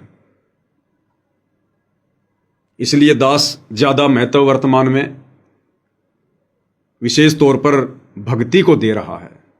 इस भक्ति से ही हमारी बात बनेगी। आज जो हमारे को ये सद्बुद्धि भी आ रही है ना, इस धर्म संकट की स्थिति में जो ये निर्णय हम ले रहे हैं, ये भी भक्ति के कारण है। भक्ति के कारण सतगुरु उसी पे दया करता है जो भक्ति करता है, मर्यादित भक्ति।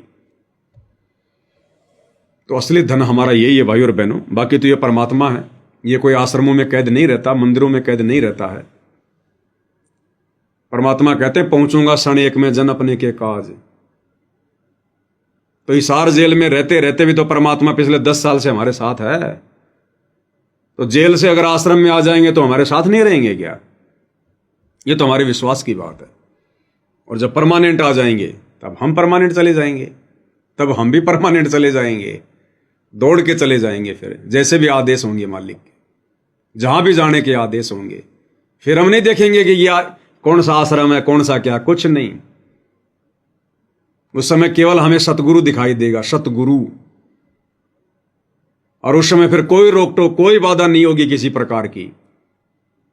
हमसे पहले लोग वहां पर आरती की थाली लेकर खड़े होंगे अपने सतगुरु की आरती उतारने के लिए, हमसे पहले। क्योंकि परमात्मा आने के बाद में ये पंचायत लेके नहीं बैठेगा कौन सही है कौन गलत है। वो निर्णय उस समय, जब परीक्षा समाप्त तो निर्णय भी समाप्त। परीक्षा एंड उसी समय होती है जब बिल्कुल सब कुछ क्लियर हो जाता है। अगर क्लियर ही नहीं हुआ तो फिर परीक्षा कहां समाप्त हुई। लेकिन वर्तमान अग्नि परीक्षा में भाई और बहनों अपनी भक्ति बचानी है तो बहुत सारे डिसीजन लेने पड़ेंगे बुद्धि विवेक से, सोच समझ कर। जल्दबाजी में फैसले बहुत बड़ा नुकसान पहुंचा देंगे। तो आज की सतगुरु महिमा में साथ संगति में केवल इतना ही। परमेश्वर हम सबको सद्बुद्धि बख्शे, आशीर्वाद दे, मार्गदर्शन करे परमात्मा। इन विकट परिस्थितियों में, धर्म संकट की स्थिति में हम डगमग ना हो, हमारा विश्वास दृढ़ रहे। बंदी छोड़ सतगुरु रामपाल जी परमेश्वर जी की जय हो।